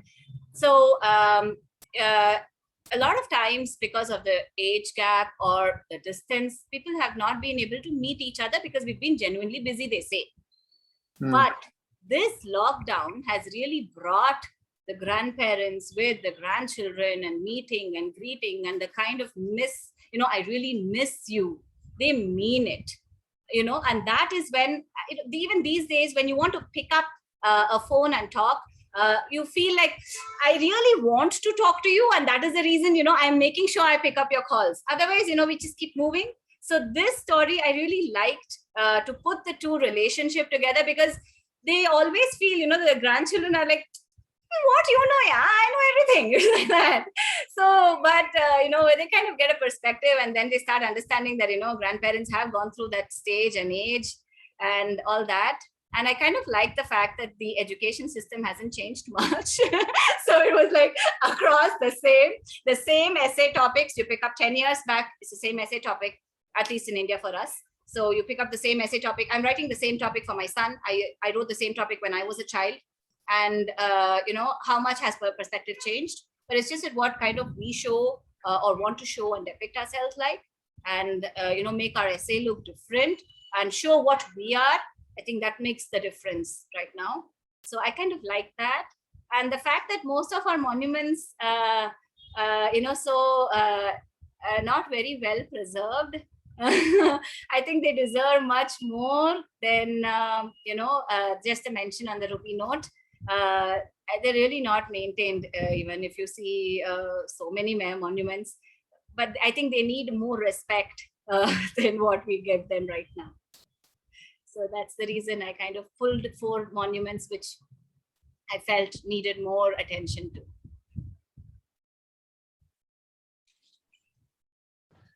That was a lovely storytelling, Sharanya. I really love the conversational style that you had. Talking about relationships, I was doing this I do book reading a lot with the younger kids. So I was reading this. We were reading this book called The Hula Hoop Queen. It's a very American book. So in that, the daughter wants to be the hula hoop queen in her locality, and then in the end, they finally figure out that the actual hula hooping queen in that locality is her grandmother. She never knew that her grandmother knew how to hula hoop, let alone that she was the hula hooping queen of the locality long ago. So yes, so I did this thing where I told them, go back to your grandparents and come and ask them what games they used to play when they were younger. And the kids were like, no, they don't know any games. They only like watching TV. I mean, he only plays chess with me. He likes only chess. I said, he's playing with you because that's what you want. Why don't you go and ask him what they were doing back then? So that's when we got a little more, some more better ideas from them. So yeah, I love that concept that a lot of younger kids, for them, a grandparent is an institution. It's not a person. So they don't see them as, yeah. So good. And actually your storytelling has given me lots of ideas that I'm going to try and use with my kids. Thank you. Thank you, Sharanya. That was lovely telling, and I can relate to it because I spend a lot of time in the lockdown with my 2 granddaughters, and the storytelling really kept them, like while sleeping, they would want to listen to stories, and so that was the special bond between us. So true, Manjari. I think, it's really blessed that you are getting this time with your little ones. I don't think there can be a better blessing than that. It is such therapy to be with the kids, and you just forget. Like I said, I always enjoy being with them because of the innocence that they carry and the energy that they give us. So yes, I totally get that. But you can actually try doing, like meditating them to sleep and take them to different places. So, while putting, like how you said, Manju, you had a fantastic point, because it's when they put them to sleep is when they are most receptive and they don't have any of their natural defenses up. So, and they feel most secure at that time. So when you put them to bed is the time when, that talk, that voice, when you can get that into them, it goes straight into their heart. And it is imprinted. It doesn't need any kind of repetition. So you can try taking them, magic carpet, whatever you want to do, or just your day. So all those are the best time, I think that's the best thing that can be, that you're already doing. So yeah, yay. Thank you. Sharanya, I wanted to say, well, 3 things. One is I just love your energy and your enthusiasm and your joy and your presence. You just feel like right with us and so open and accessible. And the second is I love the modeling of sharing basically nonfiction material through storytelling. And it's something I've certainly been exploring more recently. And those of us, I think, who are educators really look at the applications of storytelling with curricular content and how to couch nonfiction material in that. And then the third thing I wanted to say, and I hope this is okay, and I'll defer to Eric as well, to just toss out to the group, thinking about when we are telling stories where there are 2 characters having dialogue, and thinking about, well, I'm just curious to know how many people do. I think you were doing a bit of this and this, as the granddaughter talking this way and the grandmother talking that way, and also doing vocal variety, changing the voices. But I'm curious to know how people feel about that, if people do that, and how people feel it is, both in the live storytelling and then also here in our Zoom camera rectangles. I actually do that a lot, Barry. I use that pretty much all my stories. Okay.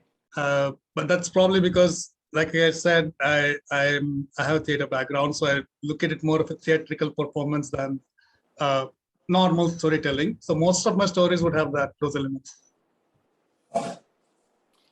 Well, that's the thing. To have one character say, "Okay, now my granddaughter, I'm going to tell you a story," and the granddaughter says, "Okay, grandmother, please tell me a story." to have that back and forth like that, that's like two characters on a stage. But with storytelling, we have another option, which is to look directly in the eyes of your listeners and to treat your listeners as if they are the other character in the scene. For example, oh, grandmother, please tell me a story. And the grandmother said, okay, my dear, I will tell you a story. So you see, when you do it that way, you enlist the listener. You kind of you treat the listener as if they're the other character in the conversation. And then usually you don't want the listener to answer back, but you want the listener to feel what it would feel like to be that other character. So so we have that option between the back to the diagonal or the straight ahead enlisting the listeners in the scene. Both are good. Eric, can I say? Eric, my video is not working. That's okay. Did you want to say something? Yeah. See, actually, she was so energetic, Sharanya, and because it is not as whatever I wanted to say, Barry has put it very nicely. I just excellently told by Barry, and actually, this is not a story at all. Actually, she was telling something, but the way in which told has really made interesting. So there is no twist, there is no turning point or anything, nothing. She was simply telling a boring subject into an interesting matter. That is something great. That credit fully goes to Sharanya, the way in she narrated it.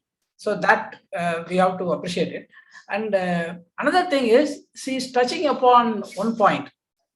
We Indians projecting a monument created for some person.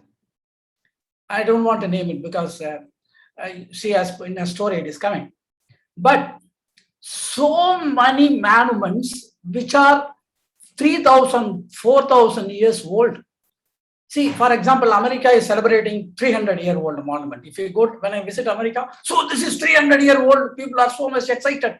Come on, here in our villages, there are 5,000 years, 3,000 old monument, nobody is attending. Nobody is valuing this. But hats off to Sharanya to bring out that. But you see how she concludes the story.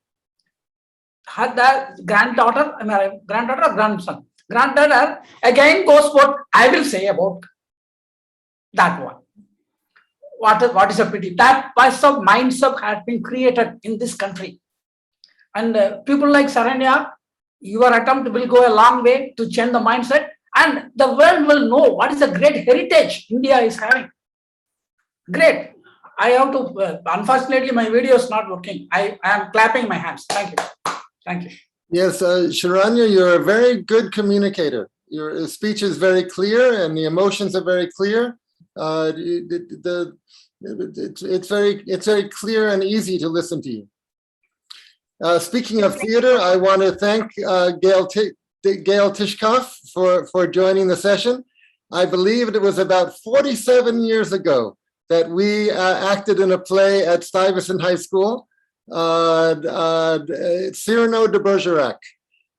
Gail was the female lead, Roxanne, and I was one of the male leads, the villain, Count de Guiche, and one of my very early theatrical experiences. So thank you, Gail, very much. 47 years ago, approximately. Okay, Milbre, are you ready? I'm ready. Okay, please introduce yourself, tell us where you're telling from, and please tell us a story. My name is Milbre Burch, and I too am a friend of Gail Tishkoff. So thank you, Gail, for coming. What a lovely thing to be with you this morning, even through cyberspace. I'm telling to you this morning from Chapel Hill, North Carolina, which is in the southeastern United States. I am a Southerner by birth. So I grew up in a town, Atlanta, Georgia, that got burned down every 50 years. So imagine my surprise when I get to go to visit other places that there are buildings that have lasted for thousands of years. It's quite quite remarkable. I'm going to share a story with you today, and Barry's question was a great lead-in because, in fact, it is a story in which I use that conversation between two different characters. It's a Welsh folktale. It's called Morgan and the Pot of Brains, and we can talk about why I chose this story later on. I put the sheep in the barn, Ma. The day's work is done. That's Morgan. He's a good-hearted lad, but he's not very smart. The people in his village call him a fool and a simpleton. But despite his simplicity, Morgan had plans for himself. Ma, I've decided to visit the wise woman who lives on top of the hill. I'm going to ask her to sell me some brains. I'm going to get a whole pot of them. I'm going to get a pot of brains. Well, that sounds like a good idea, Morgan. But don't forget to be polite to her. You've got to be polite to wise women. And so he set out. A boom, boom, boom. A boom, boom, boom. A boom, boom, boom.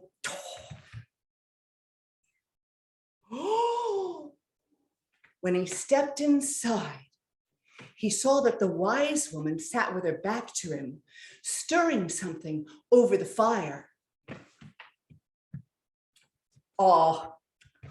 Good morning to you, missus. Good morning to you, Morgan. Hey, she knows who I am without looking. Fine weather we've been having. Fine weather, Morgan. If you don't mind the rain. Well, now that we've both been so polite to each other, I come to ask you if you'd sell me a pot of brains. Oh, you did ya? And did you want king's brains or schoolmaster's brains? Because I don't have any of those to sell you. No, ma'am. I just wanted plain brains, like everybody's got, or thinks they do. Well, you'll have to work for it. I don't mind working, missus. I see that you don't. Then I want you to bring me the heart of the thing you love the best. And if it's the right thing, and you can answer a riddle, we'll see if we don't get you a pot of brains. Thanks, missus. Ma, I saw the wise woman. She said to bring her the heart of the thing I love the best. I don't know what that is. I love sunny days. I love green beans. I'll take her the sheep's heart, Ma, because I love to eat mutton best of all. Well, that sounds like a good idea, Morgan. It'd be worth it if you come home with some brains, boy. So the next day, Morgan set out with a sheep's heart wrapped in a cloth.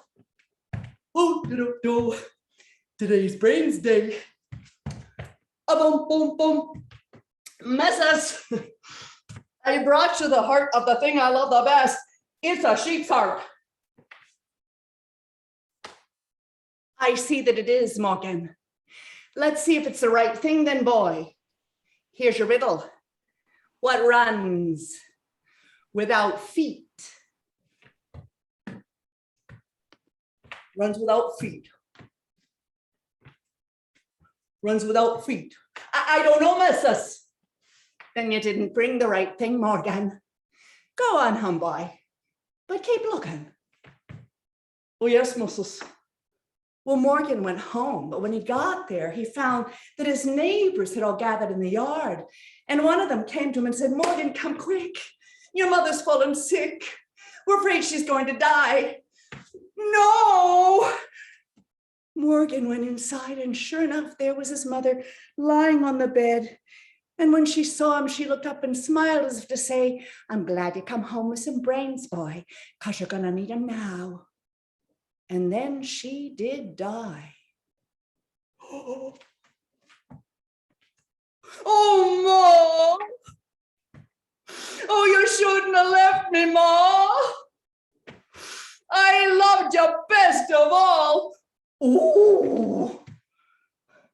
I hope this doesn't mean I have to take my mother's heart to the wise woman if I'm ever going to get my brains. Maybe my whole mother would do. So he put her in a bag. Muscles! I brought you the heart of the thing I love the best. I see that you did, Morgan. Let's see if it's the right thing then, boy. Here's your riddle. What's yellow and shining but is not gold? Yellow and shining. Yellow and shining.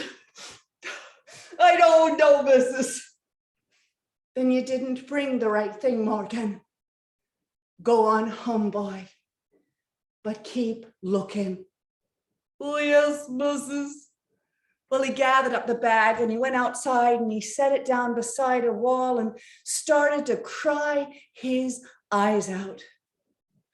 But about that time, a girl from the valley, a lass, came walking up the road. And when she saw that good-hearted boy crying fit to bust, something about him made her heart beat a little faster. Yeah. Oh, and what's the matter, boy? Well, I killed my sheep, and my mother's dead, and I don't have any brains. There's no one to take care of me. Well, maybe I could marry and take care of you. You could? Well, can you cook? I can cook real good. And can you sew and clean and mend? I can do those things too. Well, I think you'll do. So they joined hands and they went down in the village. And do you know that they were married and buried his mother all in the same afternoon? And they lived very happily for a time until one day, Morgan was working in the fields. Whoop-a-doo. Boop. Whoop-a-doo. Boop.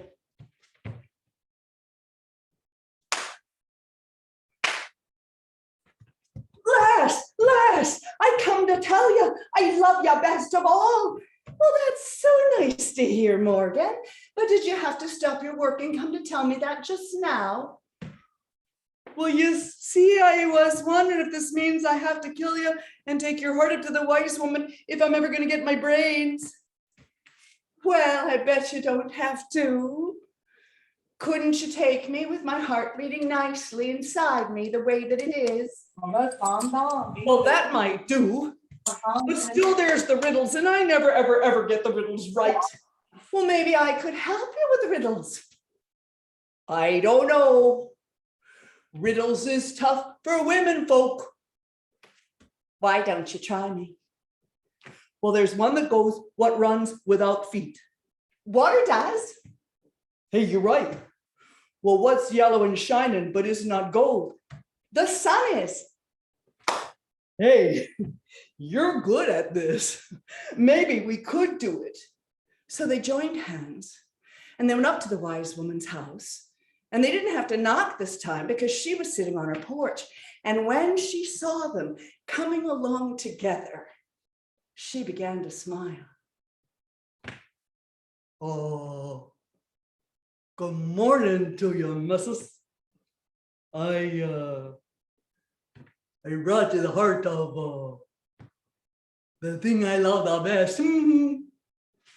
I see that you did, Morgan. Let's see if it's the right thing then, boy. Here's your riddle. What has always been there, but is only a month old? I don't know the answer. That would be the moon, Morgan. That would be the moon, missus. Aye! And you're right, Morgan. And I see you got yourself a pot of brains. Brains! I got brains! Where are they, missus? They're inside your wife's head. You married a Morgan. Well, so I did. And that's good. And Morgan and his wife went back to their house. And you know, they lived happily ever after. And Morgan never tried to buy a pot of brains again because his wife had enough to last them both a lifetime. Thank you. Thank you very much.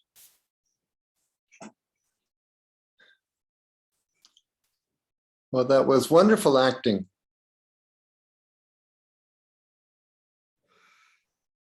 Thank you.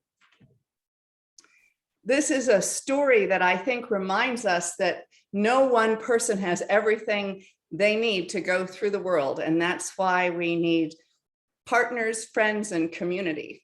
And I think having spent the last 18 months largely in lockdown with my husband, I realize how lucky I am to have a kind partner whose strengths are not my strengths, whose weaknesses are not my weaknesses, and whose love is enough to last a lifetime.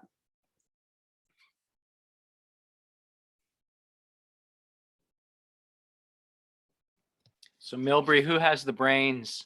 Is it you or Berkeley? It depends on a given day and what the topic is. He's the cash cab guy. Oh my gosh, the man knows so many different things.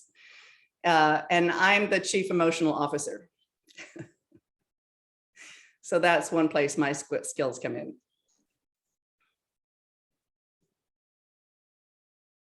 Oh, I'm not looking at the chat. Maybe I need to be looking at the chat. Are you just using the microphone on the computer, or do you have a wireless mic? I'm using a Yeti, blue Yeti microphone here right in front of me with a big screen. So that's an external mic to the computer. It is. Mm-hmm. The sound is very good. Oh, great. Great to know. Yes. I've just gotten this funny little contraption to help it. Otherwise you would hear, whoops, just unplugged it.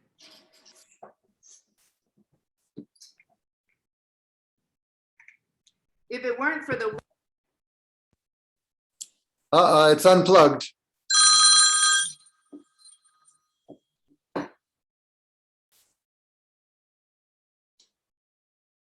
Milbre, your mic is turned off somehow. Sound is not coming through. Okay, we'll use this one. Can you hear me? Yes, Okay. when I picked this up, I unplugged it. But if I didn't have this egg carton around it, you would hear every dish being washed in the house, though it's many, many feet away.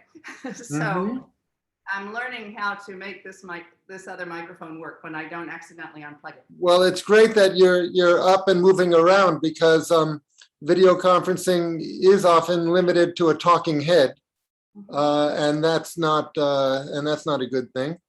So it's good that we learn how to use microphones, and also we can move around.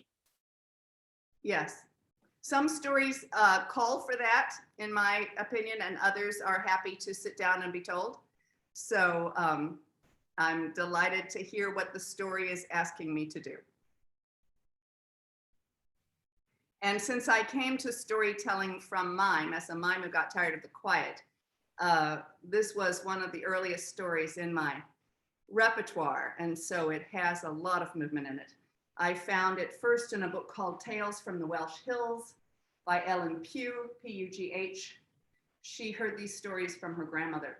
I've since found Irish and English versions of the same story, but the Welsh one was the one that grabbed my heart. And it's now, my version is now in a book called Ready to Tell Tales, edited by Bill Mooney and David Holt. Milbre, it was lovely. Can you guys hear me okay? Because I don't have one of those nice microphones. it was lovely to see you do that. I've seen you tell that story a few times before, and today it really spoke to me in a totally different way, because I have my my other work head on.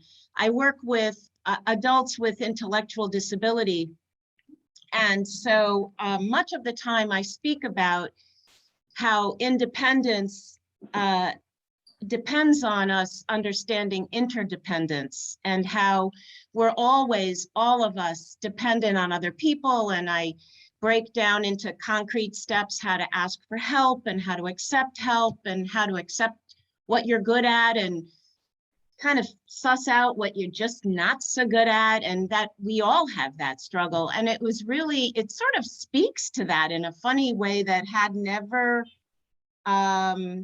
echoed in my head in that quite the same way. So that was one thought I had. I also found that the Zoom theater is especially good for this particular telling. I've seen you do this, I think, outdoors and in a small barn. And this works really nicely. It contains the character. You're relaxed in a way that you're always relaxed, but this was more relaxed. And your vocal work was particularly good. Eric, Milbre and I met each other first in working with characters and trying to create them in a barn, a storytelling barn, a mime barn. And speaking to the last storyteller's conversation about style, this is remarkably different, and embraces the different characters and vocal mannerisms. And it's really nice to hear the accent, of the locality, the American accent. So anyhow, lovely to see you and hear you. And Eric, it's a blast to see you. Finally, you did what you said you were going to do when you were 17, which was go to India and tell stories. Bravo, which is kind of astonishing, eh? I always thought it was an odd goal, but here you go. I think my strength is facilitating for others to tell stories, but close enough. So Gail, I have always loved the aspect of the story that says, ask for help, ask for help. And I think in the early years when you might have seen it at Celebration Barn, you weren't yet doing the work that you're doing. And I can see why that aspect of the story would resonate strongly for you now. But yes, it's so important. Every person, no matter how amazing their mental ability, needs help. And if they don't know how to ask for it, eventually they're going to be in trouble. So Milbre, have you done a lot of storytelling in this pandemic period, using different microphones and moving around? Yes. In fact, I was originally set up to use more space in my living room where I'm zooming to now, but I have eastern windows high up that there's no way for me to cover. And as I sat there, the sun came out and it started to burn the picture away. So I had to move over toward the northwestern corner of the wall. And I have discovered that I'd actually set that up at 10 in the morning to make sure that it worked, but and maybe it would have worked by 10, but there was a point between 9 and 10 o'clock when the light was completely wrong where I was before. So I took my camera off and moved the whole shebang over to the corner where I often do this work. So the pandemic has offered not only heartbreak, but amazing opportunities to learn to do things differently. And again, Heather Forrest has been the person taking my hand and saying, you can do this. let's get up off the floor and let's go stand in front of a camera and let's try out this microphone. She was the one who turned me on to the Blue Yeti. So I really do value Heather's thoughts about not only the composition of beautiful storytelling work, but also technological things to try out. So I rehearse with others on Zoom at times. Good. So you've had a good storytelling time, and you say you've also had a good time with your partner. Right. I've been a lucky duck, in other words. Yeah, the pandemic has been many different things to many different people. For storytelling in general, of course, it took away the bread and butter of storytellers, which is going into schools. Right. But on the other hand, through sessions like this, there's been an incredible blooming of international, global communication between storytellers. And it's been a boost for storytelling, I think. I think especially the opportunity to talk to tellers across the world. But let's make no mistake, it's been an economic death spiral for independent artists in America, and I imagine around the world. And my concern is for people who don't have a roof over their heads. And groceries, you know, that's mine has been a very lucky experience. I heard the expression the other day. Somebody said, I don't just want a COVID storyteller, by which the person meant it seemed to be communicating that many people have become storytellers and say they're doing storytelling during this pandemic. They went pro or tried to go pro during the pandemic by Zoom.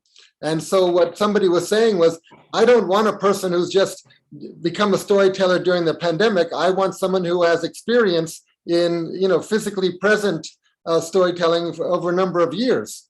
But I found it interesting that there is this expression or concept of a COVID storyteller, someone who has joined the bandwagon and is only telling by Zoom.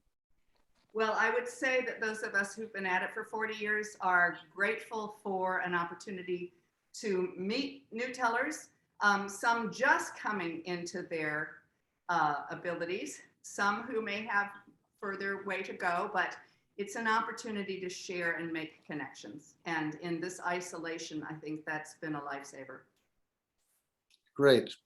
Okay, shall we move to our final storytelling of the evening or of the morning, depending on where we are? Katie, are you ready? Yes, here I am. I am in my box. Okay, but please introduce yourself. Tell us where you're telling from, and please tell us a story. All right. Well, I'm Katie Green, and I live on the Gulf Coast of Florida in a little town called Dunedin. And Dunedin, it's interesting enough, is Gaelic for Edinburgh. So I moved down here from Massachusetts, and I am still missing my New England storytelling buddies. Florida is, I guess we have a lot of Zoom storytellers down here, although we do have storytellers who've been telling for a long time. And when I first came down here, I was really feeling isolated and alone until I walked into the Dunedin Public Library and found a whole bookshelf full of Scottish stories and books about Scotland. And since I have Scottish heritage and I love Scotland, it really brought me out of my depression. So I'm going to tell you a story that's a Scottish tale. It's called La Mère le Morte, and it comes actually from this book and several other books. This is stories from Duncan Williamson, who was a traveler, and his wife, Linda Williamson, has collected his stories and published many of them in many, many books. So this is just one. And I have to say that I really, really loved watching Milbre move around. And you're just going to get the talking head here because I don't have the nice mic yet. And I'm still learning a whole lot about Zooming. Okay. Now there was a fisherman and his wife. And of course they lived quite simply. They were poor. They lived in one of the Outer Hebrides Islands of northwest Scotland. And everything they had depended upon what he caught from the sea. Although they loved each other very, very much, they never had any children. Now, sometimes the fisherman would come home with no fish, and the wife would be upset. And other days she'd come home with a whole lot of fish and she would be happy. So of course the fisherman always liked to come home with many, many fish for his wife. Now one day he went to a part of the shore that he didn't usually fish at. It was a rocky cove, and it was early in the morning, a bit overcast. The tide was just going out from a full moon, so the fishing should be good. And this area looked like it was a good trap for fish. And so he cast out his net and he waited a bit. And then he began to pull those nets in. And he pulled and pulled and pulled, and well, he could feel a vibration in the net. So it must be some fish in there. He kept pulling, but it was not coming up easily. He pulled, it seemed to be snagged on something. He continued to pull and seemed to be caught. But finally the net came up and he looked at the net, and there were no fish in that net. It was a person, a person, and it was living. A person was in his net. My goodness, what had he caught?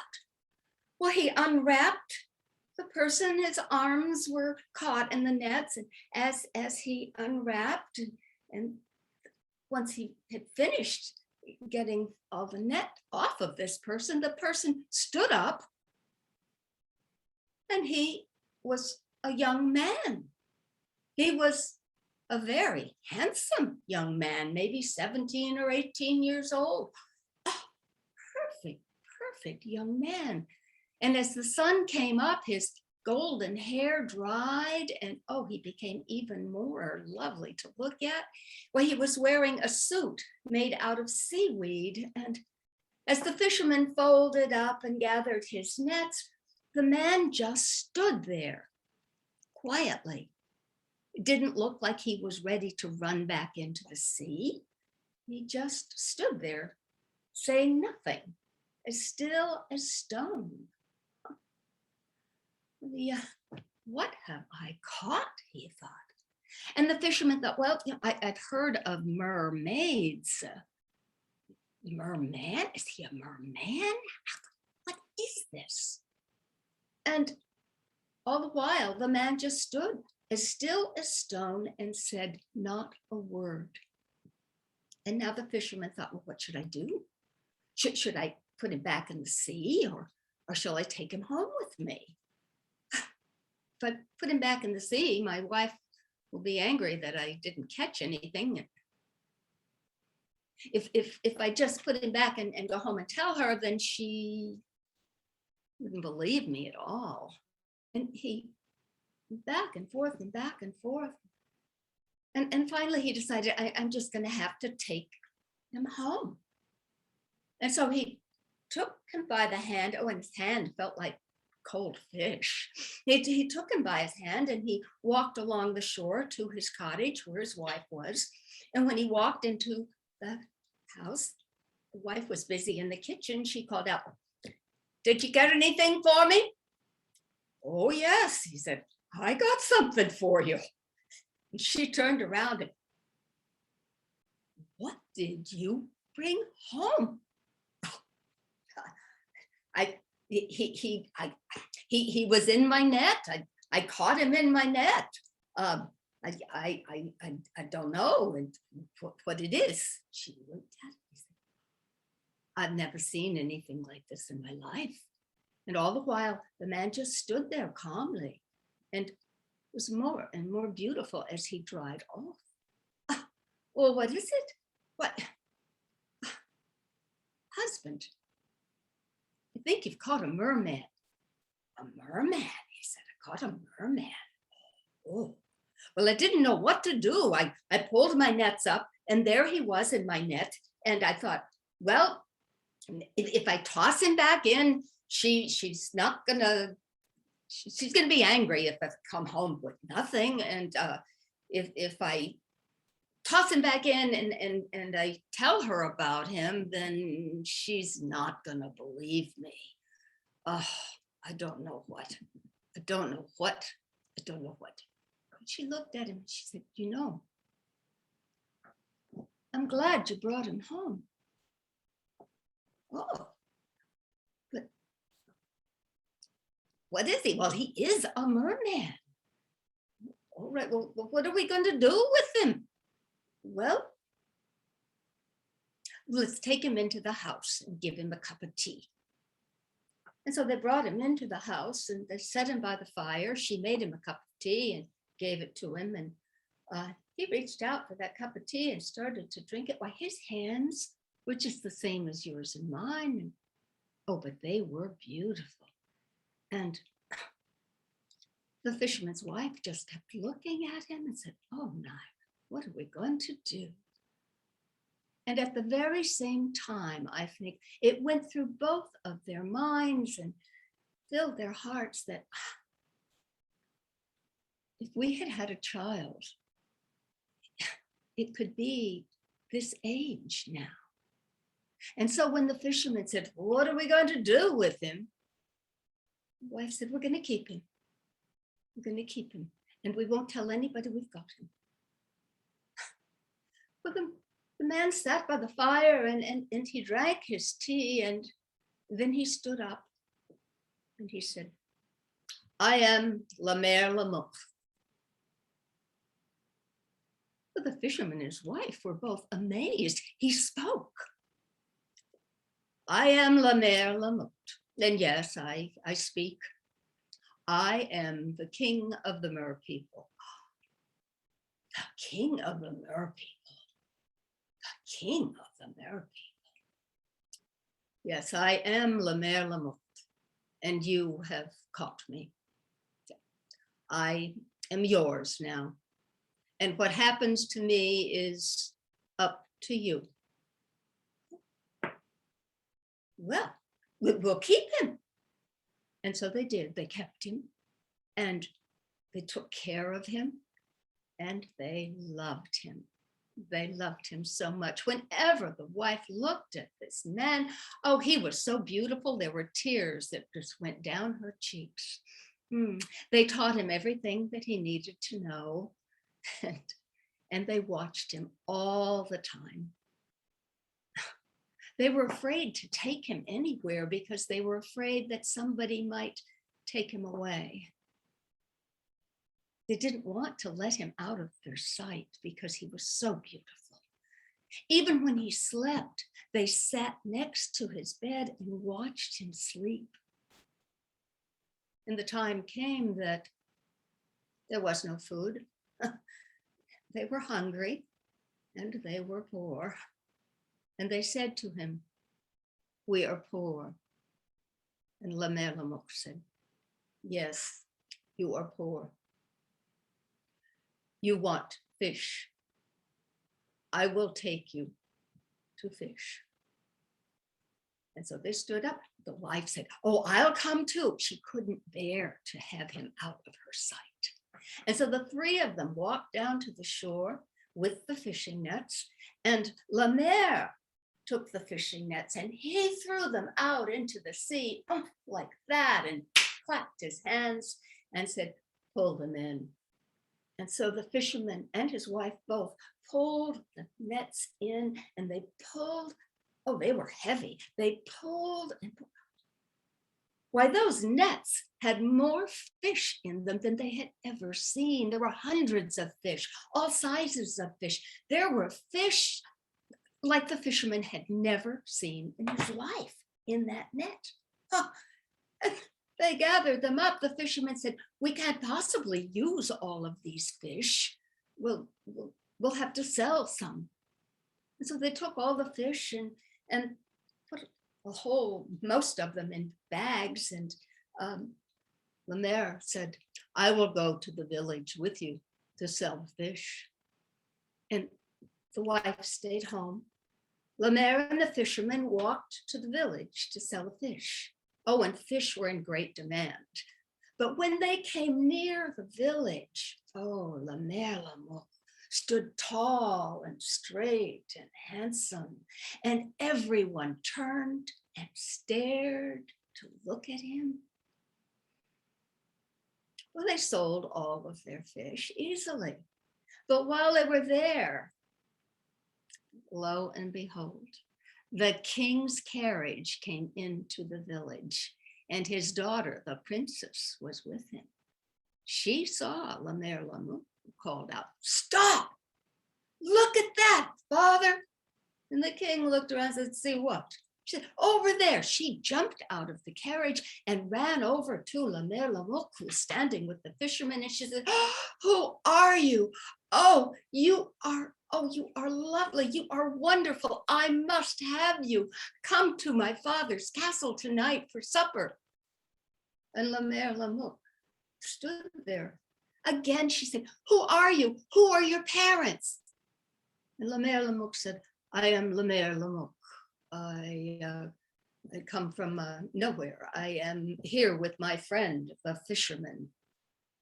The princess said, "Oh, you must come to my father's castle tonight. You must come. I have to leave now. My father is impatient, but please, please come to my father's castle tonight. I must have you. I love you." The fisherman said, "My wife and I love him very much." "Well, come to my father's castle tonight." And the fisherman said, "I will come." But he didn't say, "We will come."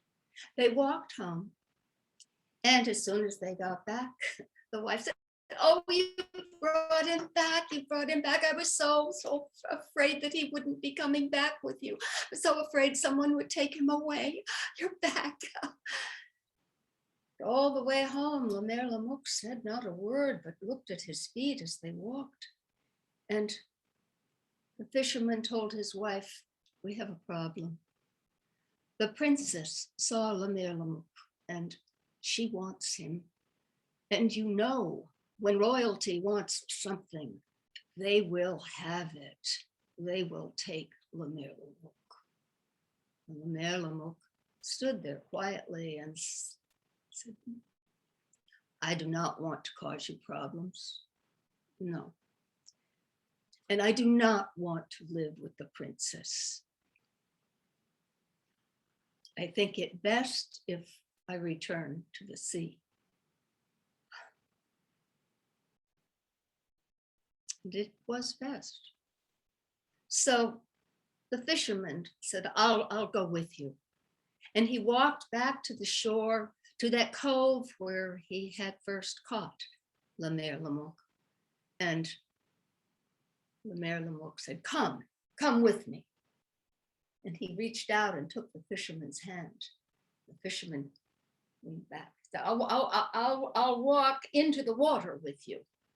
And he walked into the water with La Mère Lamour, walked into his ankles, and still La Mère Lamour said, come to my home. You will never have to fish again. You will have everything you want. Life will be easy. Come with me." And by this time, he had pulled the fisherman into the water up to his knees and continued pulling him in up to his waist. And the fisherman said, "No, La Mère, no, I must go home to my wife."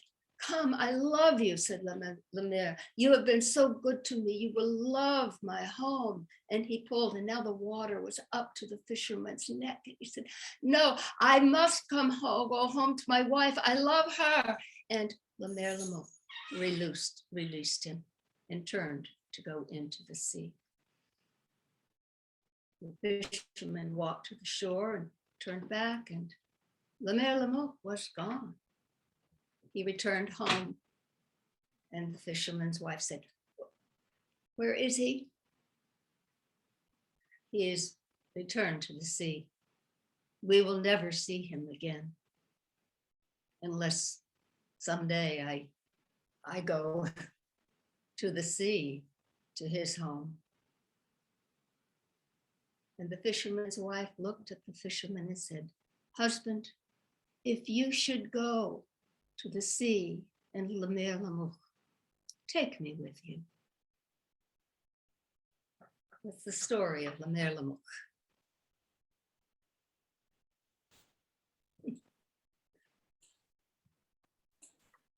Scottish story from Duncan Williamson. Wonderful. Yeah, the Scottish people have a special thing with the ocean and mermaids and mermen. Selkies, they're called Selkies, aren't they? Yes, yes, there's many stories of the Selkies and of the mermen and merpeople. I love them all. And the travelers' tales are great fun. But there's so many ancient cultures that are on the sea, but somehow Scotland specializes in this in the Selkies, stories about the Selkies. You know, it's really interesting. Of course, people think about mermaids, and one of the first stories that people think about is The Little Mermaid, Hans Christian Andersen, which is one of my favorite stories from my childhood. But it's really odd because I was traveling in Russia and I found a beautiful wood carving of a huge mermaid in an art gallery. And there was, a printed piece about that mermaid that said that in Russia there was, and this is hundreds of years ago, 100 years before Andersen wrote The Little Mermaid, but it said that there's a Russian opera about the mermaid, and it told enough of the story to say, this is the same story that Andersen wrote. And of course, stories travel because people travel. And so, I mean, we think of Scotland as having the most mermaids, but there's just something about the mystery of living in the sea, living underwater, being out of our element. Mm-hmm. But I do love how this fisherman and his wife totally embrace and love this merman and cannot let him out of their sight, taking the place of a child they never had.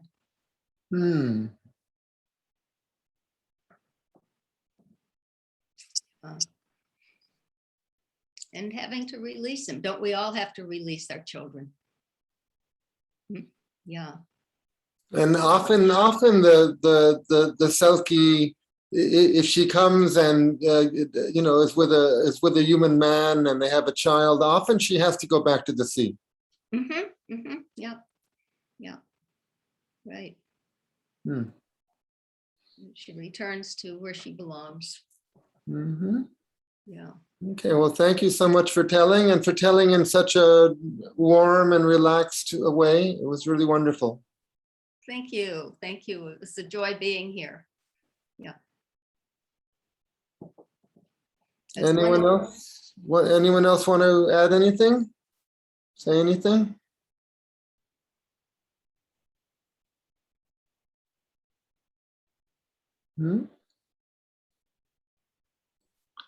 Rose Fraser, where are you zooming in from? Oh, you've got to turn your mic on. Your mic you're on mute. Okay. There you go. I also live near Katie in a town called Palm Harbor. Oh. So are many of the people here from India? There were quite a few that looked. Yes, here, let's see. We were up to about 29 people at one point. Now we're down to 13, but no matter. There were more from India, but it's probably getting on the later side there. Well, no, it's only 8:30 at night. That's late for some people, Eric. Yeah. Not you and me. It was nice seeing them too, because I just loved when I went to India. Some of my favorite food is there. Yes. Oh, yeah. So this is very, very nice. I'm so happy that Katie invited me, and such talented people, and it's wonderful. Being a teacher, I love hearing others. And such a variety of stories and styles of telling. Really amazing. Absolutely. Beautiful.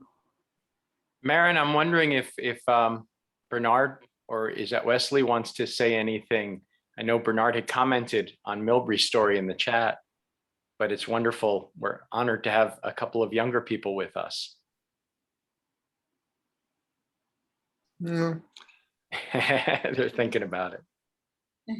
They've been, with their body language, they've been expressing appreciation for the stories.